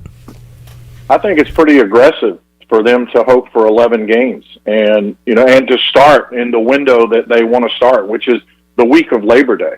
As we know, the SEC went 10 conference games only and not going to start until September 26th. So, and game number 2 for NC State, that got knocked off the calendar as well when the SEC decided they were going to go to 10 conference games only because State was scheduled to host Mike Leach and Mississippi State. So that won't happen. So they're now trying to figure out who their non-conference opponent will be, and we know the game will have to be played in the state of North Carolina, and my understanding is it would be in Raleigh. It's just a matter of who would that be. And that's the other part of the equation. Do we really believe, I know we hope, do we believe we can get in a 10 and 11-game college football schedule? I think that's mighty aggressive to hope for, considering all of the hurdles that are going to have to be jumped throughout the season. I'm not saying it's impossible. I just think it's very difficult. And, Jeff, is that 11th game like a mandate or a recommendation? Like, are the schools kind of on their own? If you want to only schedule 10, or are they saying we need you to schedule that 11th game? How's that work? For ACC network inventory, that's why they want that 11th game. They want, a non-conference game that they could provide to the ACC network for live programming, for obviously marketing and sponsorship money. So I think that's a big reason. If we didn't have the ACC network, I'm curious if they would have gone, 10 and then 1 non-conference game. But I think that's a big reason why, and a big reason why they wanted to be aggressive and say we're going to play 10 plus 1. A lot of it has to do with programming for the ACC network. Jeff Gravley joining us on the Fixed NC Live line. Jeff, if you have to put a percentage number of does college football happen this year, at least let's say for East Carolina and NC State, because those are the 2 programs we're most attached to. What percentage number would you put it at? And I'll say that right now, if it's at 50-50, what would you say the percentage would be, in your opinion? I think that's a good estimate, 50-50. I do think we're going to have some football this fall. I just don't know how many games, and I don't know how long. I don't know how it's going to be, laid out or played out. But, I think they have over the last few weeks, even though we've seen numbers continue to climb, I think there is a great hope that there will be some football played this fall. I don't know what degree. I don't know how many. I don't know what the optics will be as far as people in the stadium. I think from NC State's perspective, they have all along been, we want to have fans in the stadium. It's just going to be a limited number. And I don't know where they are on that right now. Whether that will be allowed or not, I think that could be determined by the NCAA Board of Governors. Or will it be something that's determined by, a state-to-state location situation like we've seen in New York, where there will be no fans in the stands in sporting events in New York, which affects an NC State football game because they're scheduled to travel to Syracuse this year. So, even I'm anxious to see and hear the day they say, we're going full speed ahead, let's go get it, and see how things react then. But I think there are going to have to be some modifications along the way. I think that's an unavoidable thing that we're going to have to deal with, is what's going to happen, who's going to contact COVID, who's going to be tested positive, how will it affect. There's going to be a head coach that was going to have it. Look, we've already seen it in the NFL, right? Eagles head coach, Doug Peterson, tested positive for COVID. So we're going to see these things. How much are we willing to tolerate? How much is going to be before someone says, you know what, enough is enough, we're not doing this. I do think we are a little better off, even though the numbers are higher and continue to climb. I think we're a little better off here in August to deal with it, to figure it out as far as how COVID works, what we need to do to stay away, than we were in March. I think it was so new to us in March that I think a lot of people were skeptical, but I don't think you can be skeptical considering the numbers that have popped up in cases and deaths, not only in North Carolina, but across the country. Jeff Gravley joining us on the Fixed NC Live line. Jeff, you made the move to NC State. I don't know how familiar you are with the wrestling industry from 25 years ago, but it kind of reminded me of Scott Hall, Razor Ramon going from the WWF to WCW. And he didn't go alone, Jeff. He had a buddy, Kevin Nash, that showed up with him. In this case, I guess Ruffin McNeil would be Kevin Nash. Is this when they formed the Wolfpack? Yes, this is the NWO Wolfpack forming in Raleigh. There so you go. I don't know if there's a third man, if Terry Holland or Skip Holtz is going to show up there too, Jeff. But how's Ruffin McNeil doing there in Raleigh? He's been great. I have not had a chance to see him face to face yet.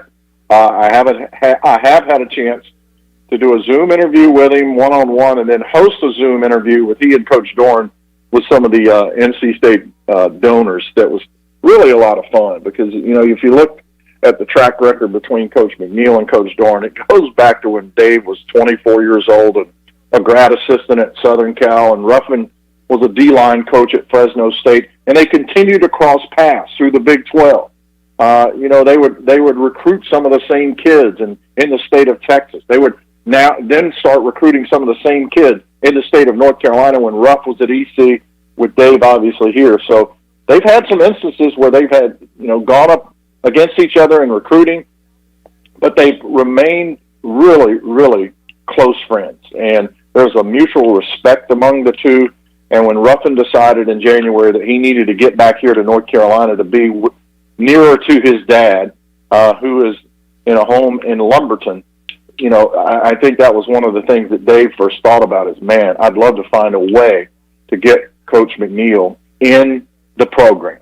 As a special assistant, he can't go on the road recruiting. He can't have an active role in practice. He can observe. But once these kids get on the campus, you guys know the face-to-face value of having Ruffin McNeil in a program, what he can do in a one-on-one situation or a group situation with players and parents and alums. And I think that's one of the big things that Dave wanted to do is he has really talked a lot in this offseason about the power of positivity. After the year they had last year, it was a brutal year. It's something Dave said I don't ever want to go through again, but he has really tried to change how positive things are around the program. He's brought in 5 new assistants and then bringing Ruffin in. I think that's Ruff's wheelhouse, the power of positivity. And Dave said many times, every time I talk to Ruff and I end up smiling. So it's a dynamic that I think a lot of coaches, head coaches, might feel a little. I don't really need this kind of help. Having a former head coach as my special assistant, but Dave recognized that it's something that really could help the program. I think it's a great hire by Dave Dorn personally, and it goes back to the old adage: if you can't beat them, join them. And Dave Dorn had a tough problem beating Ruff and McNeil, so now he's got him on his team. That was the thing, and on the Zoom with the donors, I was drawing the correlation that they had recruited against each other and coached against each other, and I said, and even one time went head to head as head coaches, and I said, where do I go with this? I said, I know Coach Ruff, you probably remember that game a little bit better than Coach Dorn, and I tried to move past it as fast as I could, and Dave just kind of interrupted and says, oh no, Ruffin wore my blank out that day. Yeah. He just killed it. I think you should bring that up as often as possible, Jeff. You should always refer back to that every time you talk to Coach Dorn and Ruff and McNeil. No. I got to stay employed, my man. You know what? Understand. I can't do that. Now, it would have been fun. I did talk to Ruff about, he was looking forward to the game 2 of the year with Mississippi State and his buddy Mike Leach. Yeah. Oh, yeah. I was looking forward to watching that. That would have been a fun game to see. And that's one of the casualties. There's been so many casualties because of this COVID situation. That's just put that one on the list, too. That would have been a fun game to watch in Raleigh. Yeah, it would have. And, I'm sure I told Coach McNeil, I said, go ahead and just, spill the beans on Coach Leach. Go ahead. You can say everything you want. All tendencies, what his play calls are going to be, let him know. And he kind of chuckled. He said, we're going to compete. We are competitors on the opposite side of the field, but we'll always be friends. It's kind of the situation he's had with Coach Dorn as well. But have that opportunity to spill the beans now. Yeah, I'll say this, and I talked to Ruffin many times off the air when he was here at East Carolina and Lincoln Riley too. Never once did either one of those guys say a negative thing about Mike Leach. Never once. Right. I mean, they love that guy.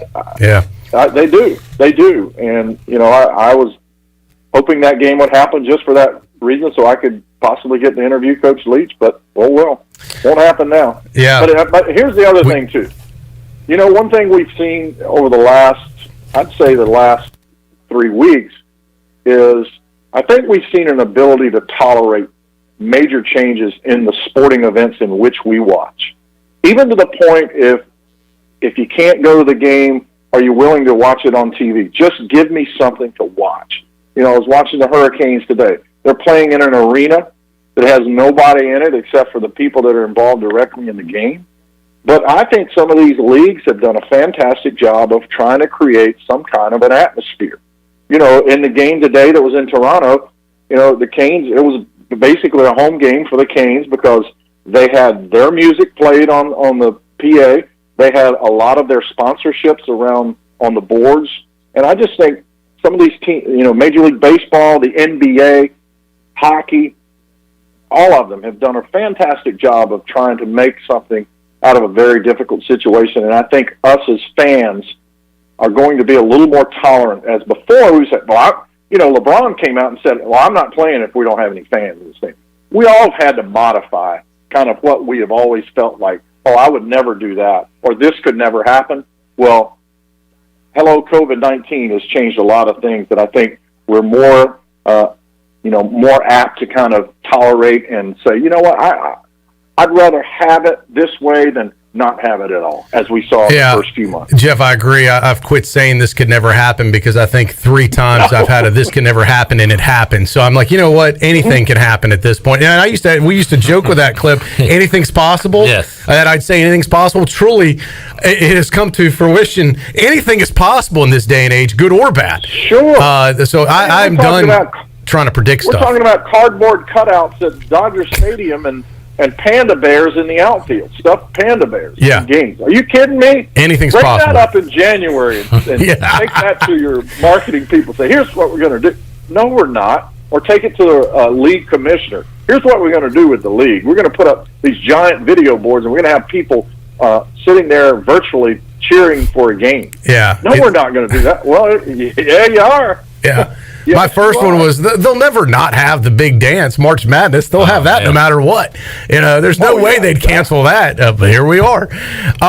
Jeff, you mentioned the Hurricanes. Once again, Jeff Gravley joining us on the Fixed NC Live line. I watched some of that game around lunchtime today. And you're right, it is good to see. It's a weird atmosphere. They got all the seats tarped off. But they did have the music. Heck, the announcers, Trip Tracy, and then whoever else is doing it, they're in Raleigh. They're not even with the team up there. So it is a pretty tight bubble up there in Canada. Is it translating still? Does the Hurricane fan base, especially in Raleigh, is that still as big of a deal as ever? It is. And I think it's one of those things. I was sitting there today and watching the game, and at the end, for some silly reason, it popped in my head. I'm like, man, I can't wait till they come back to Raleigh and can't imagine the atmosphere. It's going, they're not coming back to Raleigh unless the season's over. So, and Rod Brindamore had talked about that. It was like the second practice that they had here in Raleigh. You guys, one of the most toughest things you're going to have to deal with, you got to find your own energy. There are no fans in the stands. You ride momentum in playoff hockey a lot of times based on the atmosphere in which you play in, because there will be no atmosphere. So it is your responsibility to make sure you are ready from the jump. And that's one thing they have shown in these first two games. Started yesterday with Justin Williams' fight and then Jacob Slavin's quick goal. And then today, after a tough first period, they got on track again with Svechnikov scoring a hat trick. So they have brought the energy that Rod had hoped they would, but it is still kind of odd as you see, and for broadcasters, like, as you mentioned, Maniscalco and Tripp are in Raleigh, looking at a monitor, calling a game. I know Debbie Antonelli, who has been doing WNBA games. She's sitting in her house with a monitor and headphones and ready to go.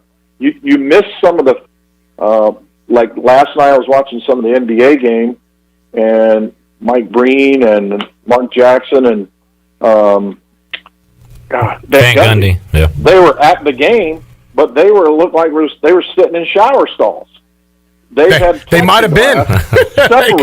They could have been in their bathroom for all we know. They were physically at the game, but they were sitting divided off in what looked like shower stalls. Yeah. And that's, it's just the way it is. The crazy thing about the remote broadcasting, and Clip, you'll remember this, a few years ago, ECU had a basketball game on ESPN, and I forget.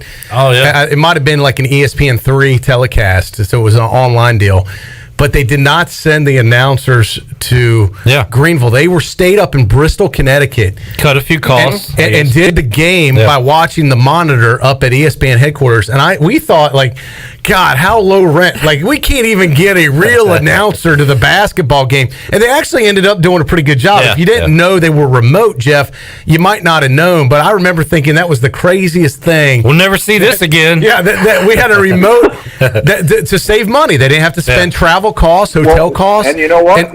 Listen, you've seen that before COVID. I know last year and the year before that, there are quite a few ESPN remotes that don't have their play-by-play and color person on site.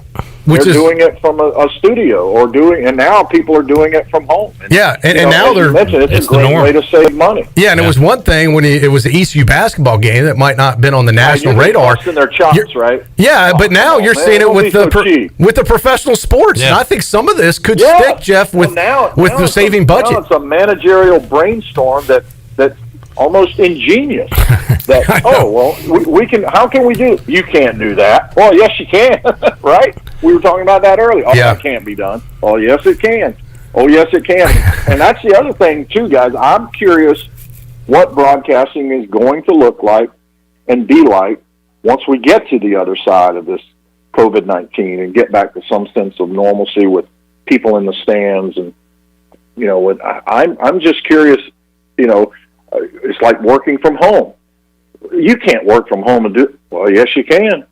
Yes, you can. And that's another curious thing that I'm anxious to see is what are all of the, local TV, what will it be like? What will game remotes be like? I know, there are I've got a lot of friends who are freelance photographers and they've lost a ton of money, not doing games. And it's to the point now where the production company may go, you know what? I don't think we need to hire an audio person, a camera person, and a light person just to come in and light an interview that's going to be seen for 3 minutes. We'll just put the person down, and I think viewers have become more acceptable to, Zoom quality sound bites. I agree. We've already done that with cable cutters, and you go through and you've got to watch the video buffer just a little bit. Well, I think we've become more tolerant of that, and I think that's going to have an impact moving forward in broadcasting, especially sports broadcasting. I agree. Jeff, great catching up with you today as always. Always appreciate your insight, and look forward to seeing you hopefully again soon. Ride the storm out. Be safe. I know things could get, even in Raleigh, looks like you guys are in for some severe weather up there. Maybe potentially, as I mentioned earlier, worse than the beach, depending how this thing rolls in. So be careful up there. We're gathering candles and flashlights, and we'll ride it out. Hopefully it'll be in and out pretty quickly. That's the good news, as you mentioned earlier. It's not just going to come here and sit here, hopefully. All right. Hope to see you back at the beach sometime soon, my friend. There you go, my brother. All right. Enjoyed it, guys. Take care. Thanks, Jeff. Thanks, Jeff. Jeff Gravley joining us today on the Fixed NC Live line. Always great to catch up with him for the first time as an official Wolfpack. Yeah, I know. I literally last time I saw him was at the beach a couple weeks ago, and I still don't think of him as a state guy. I still think of him as RAL. And I'll be honest, a lot of people, the way he covered the Triangle Sport, didn't even know he was an NC State grad. For some reason, I always thought he had ties to Carolina. He's what'd you say now? He's an NC State graduate. Oh, I never knew that. Yeah. Interesting. Next time we get him on, I want to ask him what Doran and Ruffin McNeil have said about their former boss, Jeff Comfort. That'll be my first question. That's a good one. Time. Just thought of that. Why did we wait till next time? They both have the ties. Get Gravley back on the phone. Why did you ask that this time? I just thought about it. That Doran was there at Northern Illinois with Comfort.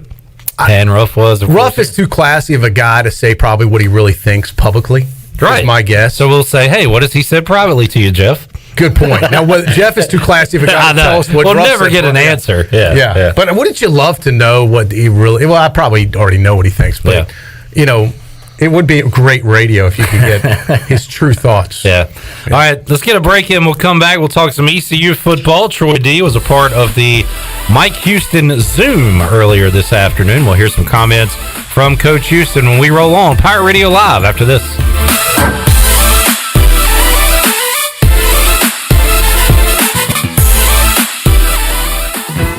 The dog days of summer are here, and Pip Printing is excited to be partnered with Pitt County Humane Society and Pirate Radio to make Greenville greater than ever. This is Donald Stocks from Pip Printing, and if you're headed to the beach, the river, or the pool, then stop by and see us and pick up a new t-shirt and 2 koozies for only $20.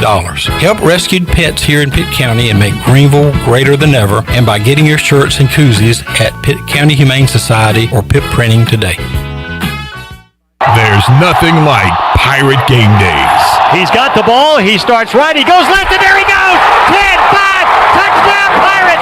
Hope Nailers takes it in from 21 yards out. The sight of a tailgate. The roar of the crowd. Support the Pirate Club and buy your season tickets today by visiting ECUPirates.com. We're in this together. All hands on deck. One Pirate Nation. In studio with Bram from Tiebreakers. Bram, what's new? Delivery's new. What else? Well, delivery. What else do you want to talk about? Well, let's talk about tiebreakersnc.com, and let's talk about how good our food is at home in our delivery containers. What makes delivery special at Tiebreakers? Well, we use a very, very new technology called crisp containers that keeps your French fries absolutely as crisp as if you bought them at Tiebreakers. How do they get delivered? By us, our delivery drivers. How much does it cost? Oh, right now it's nothing. How do people do it? They call Tiebreakers at 252-439-0555 or tiebreakersnc.com. Bram, what else is new? Delivery, bud. I'm telling you, it's the newest thing in the world. Delivery from Tiebreakers. Bram, what's your favorite word right now? Jonathan, is delivery, bud. Delivery. I'm telling you, delivery is the word. This is going to be fun. Hi, I'm Annalie Newhoff. And I'm Rob Campbell. And we are with CopyPro. We have been locally owned and operated here in Eastern North Carolina for almost 50 years. CopyPro is the leader in office technology. Does your business struggle with keeping printing costs low or producing professional documents? Here at CopyPro, total customer satisfaction is our #1 priority. We have a variety of solutions to help reduce your printing expenses and make your business more productive. Call us today at 1-800-682-6558 or online at copypro.net. CopyPro, we are the professional office systems people. This is Sam Jones inviting you to join us for lunch, dinner, or takeout at Sam Jones Barbecue. At Sam Jones, you'll find our smokehouse pumping out fresh food cooked over wood every single day. That's our Eastern North Carolina whole hog barbecue, slow-cooked chicken, smoked turkey, and spare ribs. There are no freezers here. Everything, and we mean everything, is made fresh daily, including our sides, sweets, and sauces. Come on over and see us at Sam Jones Barbecue, and I'll bet you'll be able to taste the difference in just one bite. Sam Jones Barbecue, Fire Tower Road.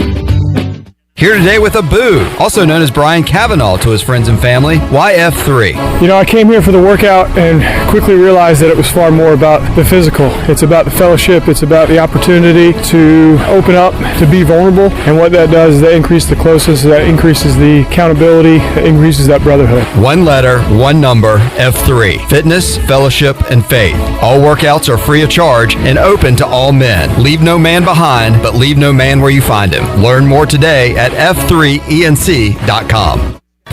Great news, amigos. Chico's Dine-In Service is back open every day. Come and enjoy favorites like shrimp tacos, steak and chicken fajitas, burritos, enchiladas, ACP, and more.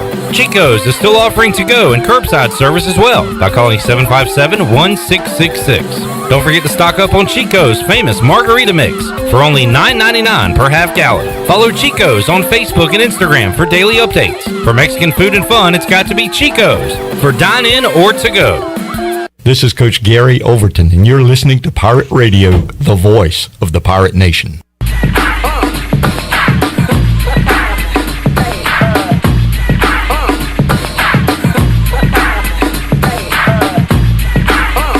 You're listening to Hour 3 of Pirate Radio Live. Now, back to the show. This hour of PRL is brought to you by Atlantic Wireless, your local authorized U.S. cellular agent. Atlantic Wireless now offers home internet service. Visit AtlanticWireless.com to find a store near you. Welcome back to the show. Taking a look at your Wells Fargo Advisors financial report. The Dow had a good day today. It was up 236 points and finished at 26,664. The NASDAQ is up 157 at 10,902, and the S&P is up 23 at 3,294. That's your Wells Fargo Advisors financial report.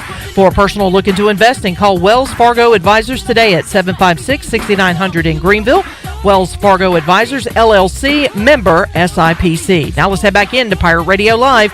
Here's your host, Clip Brock. All right, Shirley, thank you very much. Rolling right along on Pirate Radio Live. Coming up Tuesday at 3 o'clock, we will have our regulars, Billy Weaver, Stephen Igo, going to join us on the show. Also, the head football coach at J.H. Rose, Will Bland, former ECU wide receiver, going to join us inside the Pirate Radio studio. So looking forward to catching up with Coach Bland. And how about that, taking over his first head coaching job in his life, in his career. And Troy hasn't been able to really see much of his players this offseason. Yeah, you know, we talk so much about the college guys not being able to get out there until just recently. How about these high school guys? I heard your interview with Nate Connor from DH Connor last weekend. It was great job with that, and I look forward to hearing from the Rose coach and his first crack at it, East Carolina alum. Hopefully, look, I want there to be high school football too this year, and I know these players and coaches are going to be devastated. I talked to some folks involved with high school football over the weekend. If they don't get a chance to play, you know, and same thing. I don't know what's going to happen with the crowd stand. Let's not worry about that. Let's just see if these guys can get on the field and be able to play a football game first, because that's what they want to be able to do.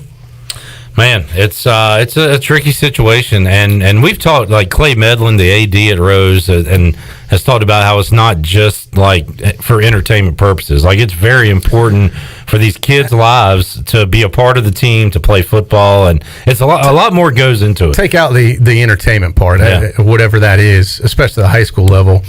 Take in the part that this is a physical activity for these guys. Yeah. It's mental. Mental is a big team part of it. Yeah. I mean, being in a sport, especially a team sport, it's a sense of community a lot of times and a sense of belonging. I mean, that not everybody gets away from the school. Correct. Sometimes that may be your family in many cases. So it is much bigger than just entertainment per se. It's very important, I think, for people to be able to exercise and play sports, and it's a big part of people's lives.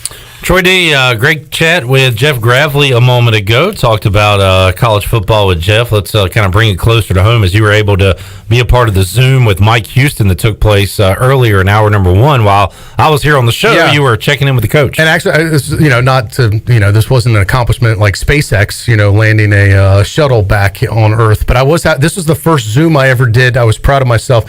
Did not need any help from Glenn or anyone else. I was actually able to. That's true. Glenn was here the entire time. We had 3 people from Pirate Radio logged on all at the same time. So Glenn was multitasking. He was helping to produce hour number 1. Also on the Zoom call. I was on the Zoom call in the conference room, sharing the conference room with Ronnie, also who was on his own account.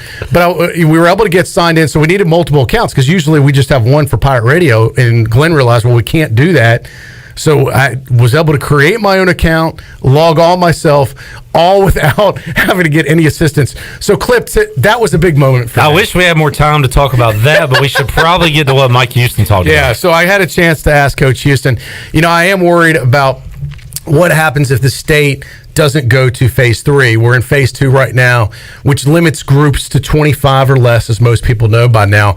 The football team is basically practicing in pods, for lack of a better term, in groups, and they're not all out there at once. They're on different fields. They haven't been able to have a true all-team football practice all in one field. So I asked him when he projected that, when he thought that would happen. Here's what he had to say. When the governor moves us to phase 3, that'll be when that can happen. So, right now we're just having to keep guys on separate fields, and try to keep everybody spaced out. We during some of our team sessions, we're keeping guys all over the place to keep them getting crowded up, and try just to limit the number of players on one field at a time. What happens if he doesn't go to phase 3 by August 29th? Well, I don't know how you're going to play a football game without it. I don't know how that happens. Maybe unless there's some kind of exception for sporting events. I don't know how you're going to play a football game without it. That's some, straight talk, bold talk right there, and that's the reality we're living in right now, Clip. It goes back to, who's making the call here, and Mike Houston is preparing his team as if they're going to play, but it's not up to Mike Houston whether or not they play. It's above his head. It's above John Gilbert's head. And honestly, I don't see any way possible. This is just my prediction. I don't see any way possible that the state's moving into phase 3 by the end of this month. And ECU's scheduled to go August 29th. I do think there maybe is a way to get an exemption to let these guys be on the field, even if there's no fans in the stands, to say, we're going to let a football team play another football team and have officials on the field. And it's not totally unprecedented, right? Because you've had a race in Charlotte where you've had teams and drivers all there.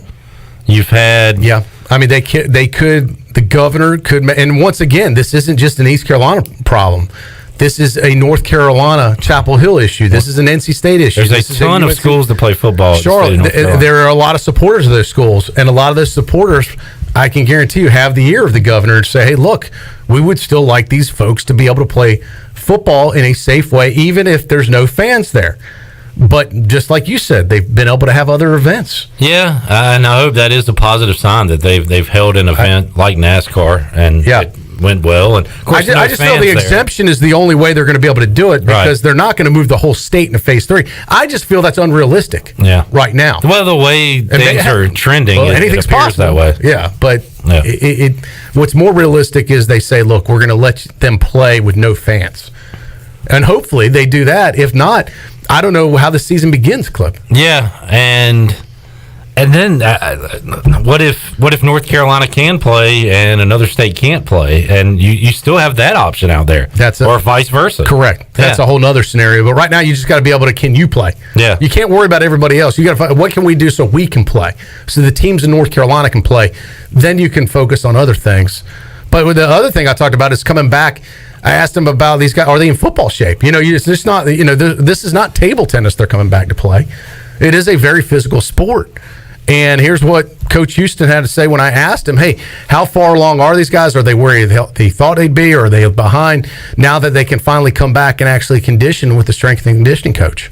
I think right now would be a good time for Big John to ask for a raise, because I think you see his value right now. No matter how much a kid did on his own, it's not even close to when they've been with him for an extended period of time. We could not play a game today. We could not play 4 quarters. So, we are, developing depth, knowing that we're going to have to play a lot of guys early in the season. But we're working to play ourselves into shape. It was a pretty demanding practice today from a conditioning standpoint. And, I just talked to the guys about, you got to keep pushing, you got to keep playing yourself into shape, keep working in the weight room. But we're trying to make up for, 4 months of training that, is irreplaceable. And so it's just going to be a one day at a time kind of thing. Clip, another takeaway there. I thought the quote, we would not be ready to play a game today. And he's not talking about the COVID situation.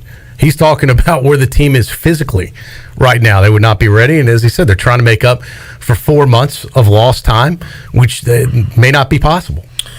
And it's still crazy to me that ECU's scheduled to play on August 29th. You've got like the SEC who is not playing until September 26th, the full month after. And that's a long look. A full month of football working out is a long time. Yeah.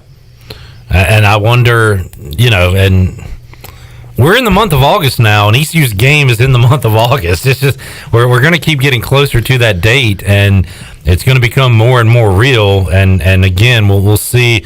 Jeff Gravley really pointed to Friday as kind of an important date when it comes to college football, something to keep an eye on. But this weekend, Saturday, we're 3 weeks away from kickoff. Right. Yeah, I mean, it's just it's mind-boggling because it still seems so far away, and then again it's it's here because it is in both circumstances, because so much can change in an hour, and who knows what this situation will be like Friday by the time, or Thursday, whenever the governor talks again, as far as what's going on with the state. And Ronnie and I were going over it. If you do play that first game, I think your next 2 weeks are already off the table. Yeah. So it would almost be like a preseason game, kind of you getting ready for the conference season if you are to play Marshall. And Marshall's been practicing full steam for a while now. Yeah. So, they're going to be ready. They haven't had a break. I did see today, I think Northwestern had a pause just like ECU did a couple weeks ago. So we've seen some of these schools have to pause activities. But as of right now, for ECU, as different as it is full systems go. Yeah, I get back to, you can have all these plans, and ECU's trying to plan for every contingency, but if the governor doesn't green light somehow these colleges being able to play football, it's not. I go back to what Little League did, and they're working around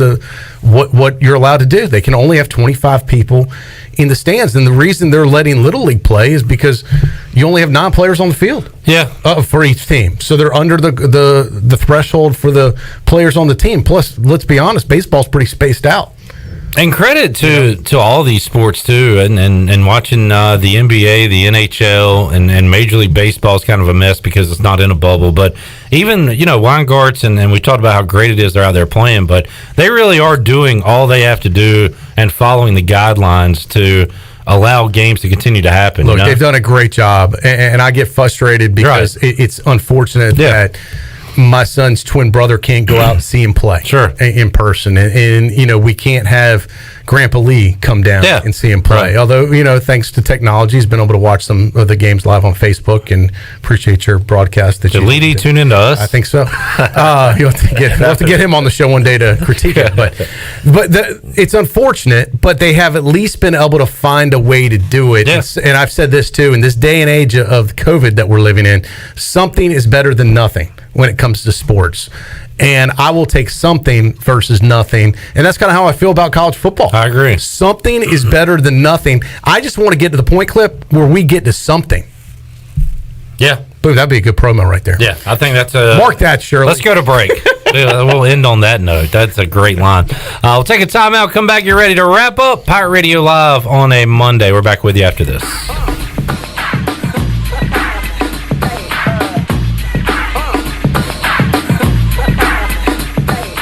In studio with Mike Mullis from Fixed NC. And Mike, you guys have a disinfecting service for homes and businesses. Yes, we have a two-step process that includes disinfecting and also provides 30 days of protection to all surfaces treated. We're doing this for 10 cents a square foot in businesses and $10 a room in your home. Mike, how can folks get in touch with you? Call me directly at my cell, 252-999-0001. Again, 3 9s, 3 zeros, and a 1. Or fixednc.com. Back to school is here, and the Auto Store Group is committed to helping our customers drive the best quality pre-owned vehicles and is committed to caring about our kids and our community. This is Mary from the Auto Store Group, and right now, during our Backpack to School event, every time we sell a vehicle, we will be making a $50 donation to any local school that the customer chooses. The Auto Store Group, 3 locations, over 150 vehicles online at theautostoregroup.com, and most importantly, proud members of the Eastern North Carolina community for over 38 years. Do you think you might have been exposed to COVID-19? Maybe you're planning to visit parents, family, or friends. Arc Point Labs of Greenville offers same-day COVID-19 results. No referral needed. Same-day results available. Arc Point Labs of Greenville offers easy solutions to COVID-19 testing. Arc Point Labs of Greenville is located across from Vidant Hospital on Executive Circle behind Southern Bank. Call for an appointment or walk in. Arc Point Labs of Greenville, 215-5688 or arcpointlabs.com. This is Dr. Elizabeth Robinson with Orthopedics East and Sports Medicine Center. Our extended care clinic is open on Saturdays and Sundays from 10 a.m. to 2 p.m. at our office on W.H. Smith Boulevard. We treat a variety of urgent orthopedic conditions without an appointment. For more information, please contact us at 757-2663 or visit our website at www.orthoeast.com. With rates being historically low, now is the best time to buy or refinance your home. This is Talbot Green with Angel Oak Home Loans. Now is the time to take advantage of the opportunity to buy more home or refinance your current mortgage. The combination of our local team's experience and Angel Oak's wide offerings of products from standard conventional, government, and portfolio loans has something for most financial situations. For more information, call Talbot Green, Joanne Weir, or Wanda Hager at 751-2060. NMLS 1719250 and 685-842. Equal housing lender. Warren's Hot Dog Pizza, homemade lemonade. Hey, Pirate Nation, Warren's Hot Dogs, 2 locations are open for business in Greenville and Chocowinity. Both locations have drive-through windows, so stop by today for hot dogs, pizzas, subs, apple and peach turnovers, homemade lemonade, and breakfast in Chocowinity, featuring homemade cheese, ham, and chicken biscuits, plus sausage dogs and more. Warren's in Greenville, across from Ron Ayers Motorsports, and in Chocowinity, next to the fire department. Warren's Hot Dogs. Want some? Get some. Have you ever seen those exotic aquariums like the guys do in Las Vegas on television? You ever thought about having one of these aquariums in your business? It's more affordable than you think. This is Hal Pruitt with rentafishtank.com. We can make having an aquarium in your business turnkey with no work, cleaning, or hassles for you. Rentafishtank.com creates a relaxing atmosphere and keeps children occupied. Rentafishtank.com already services many dental, pediatric, and doctor offices, plus hospitals and senior living centers. Check us out at rentafishtank.com. When you can take your eye off a big pizza pie, that's familiar. How does a hot pizza and a 6-pack of beer sound right about now? How about if it was only $20? Take advantage of the Familia Saturday and Sunday special of a large one-topping pizza and a 6-pack of Pitt Street beer for only $20. Call 689-6330 and through window. Need a job? Good news. Familia is now hiring servers, bartenders, and hostesses. Familia, Fire Tower Road near Pitt Community College and FamiliaNC.com. This is Stephen Igo, and you're listening to Pirate Radio, the voice of the Pirate Nation.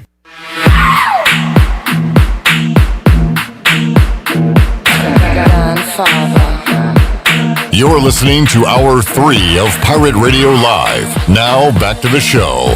Welcome back to the show. And Pirate fans, if you're hungry for the best ECU news and information, then you need to be part of the Pirate Radio digital platforms. Keep up with the latest breaking news and information by liking us on Facebook and following us on Twitter and Instagram at PR927FM. And listen live and to all of our archive programming anytime by visiting PR927FM.com. Stay connected beyond your radio dial with all of the Pirate Radio digital platforms. Now let's head back into Pirate Radio Live. Here's your host, Clip Rock. All right, fun show today. Great job, Shirley. Great job, Glenn. Troy, fun hanging out with you. And Josh on Facebook Live, loyal listener, said we should give a shout out to the line workers who are going to be working through the storm tonight. And absolutely, Josh, I hope I don't see you or your coworkers outside my window, but we appreciate all you guys and what you guys do while we're kind of hunkering down. They're out working. Yeah, in this day and age of what we've termed as essential workers, probably no more essential than the folks that work with the utility company. So definitely stay safe, and hopefully we can ride through this thing and there won't be a lot to repair. But you know how things are. It doesn't take a lot of wind or a lot of rain to knock sometimes power lines down. So we'll definitely be saying a prayer for our line workers, and hopefully it won't be too bad. All right, you ready to get out of here, Troy? Yeah, I did. I got a little inside info from a political insider. You know, I run in a lot of circles, Clippy. Appreciate everybody tuned in wherever you might be. He was enjoying our conversation, talking about college football and the potential, what it would take with Coach Houston. He said Governor Cooper went to UNC. If UNC wants to play football, there will be college football. Well, maybe it's a good thing that they're actually supposed to be good this year. So I was going to say, and he wants to see football. If you're one of our UNC friends, make sure you get in the governor's ear to remind him how important look, we got Sam Howell, talented sophomore quarterback, Max back. We need to play this season. So that's where I think we're all in it together, so to speak. Even though you may hate State or Carolina, they want to play too. And I don't think you could have just a rule to have UNC football play, not ECU football. So if UNC football plays, hopefully we all play. Good news. We'll definitely have college basketball then. if that's the case, we'll have college. He would be impeached if he didn't let college basketball happen, I think. All right, Shirley Glenn, we'll see you tomorrow. Troy, we'll see you again Thursday. Sounds good. Look forward to a clip. We will see you Tuesday, 3 o'clock for an all-new edition of Pirate Radio Live. So long, everybody.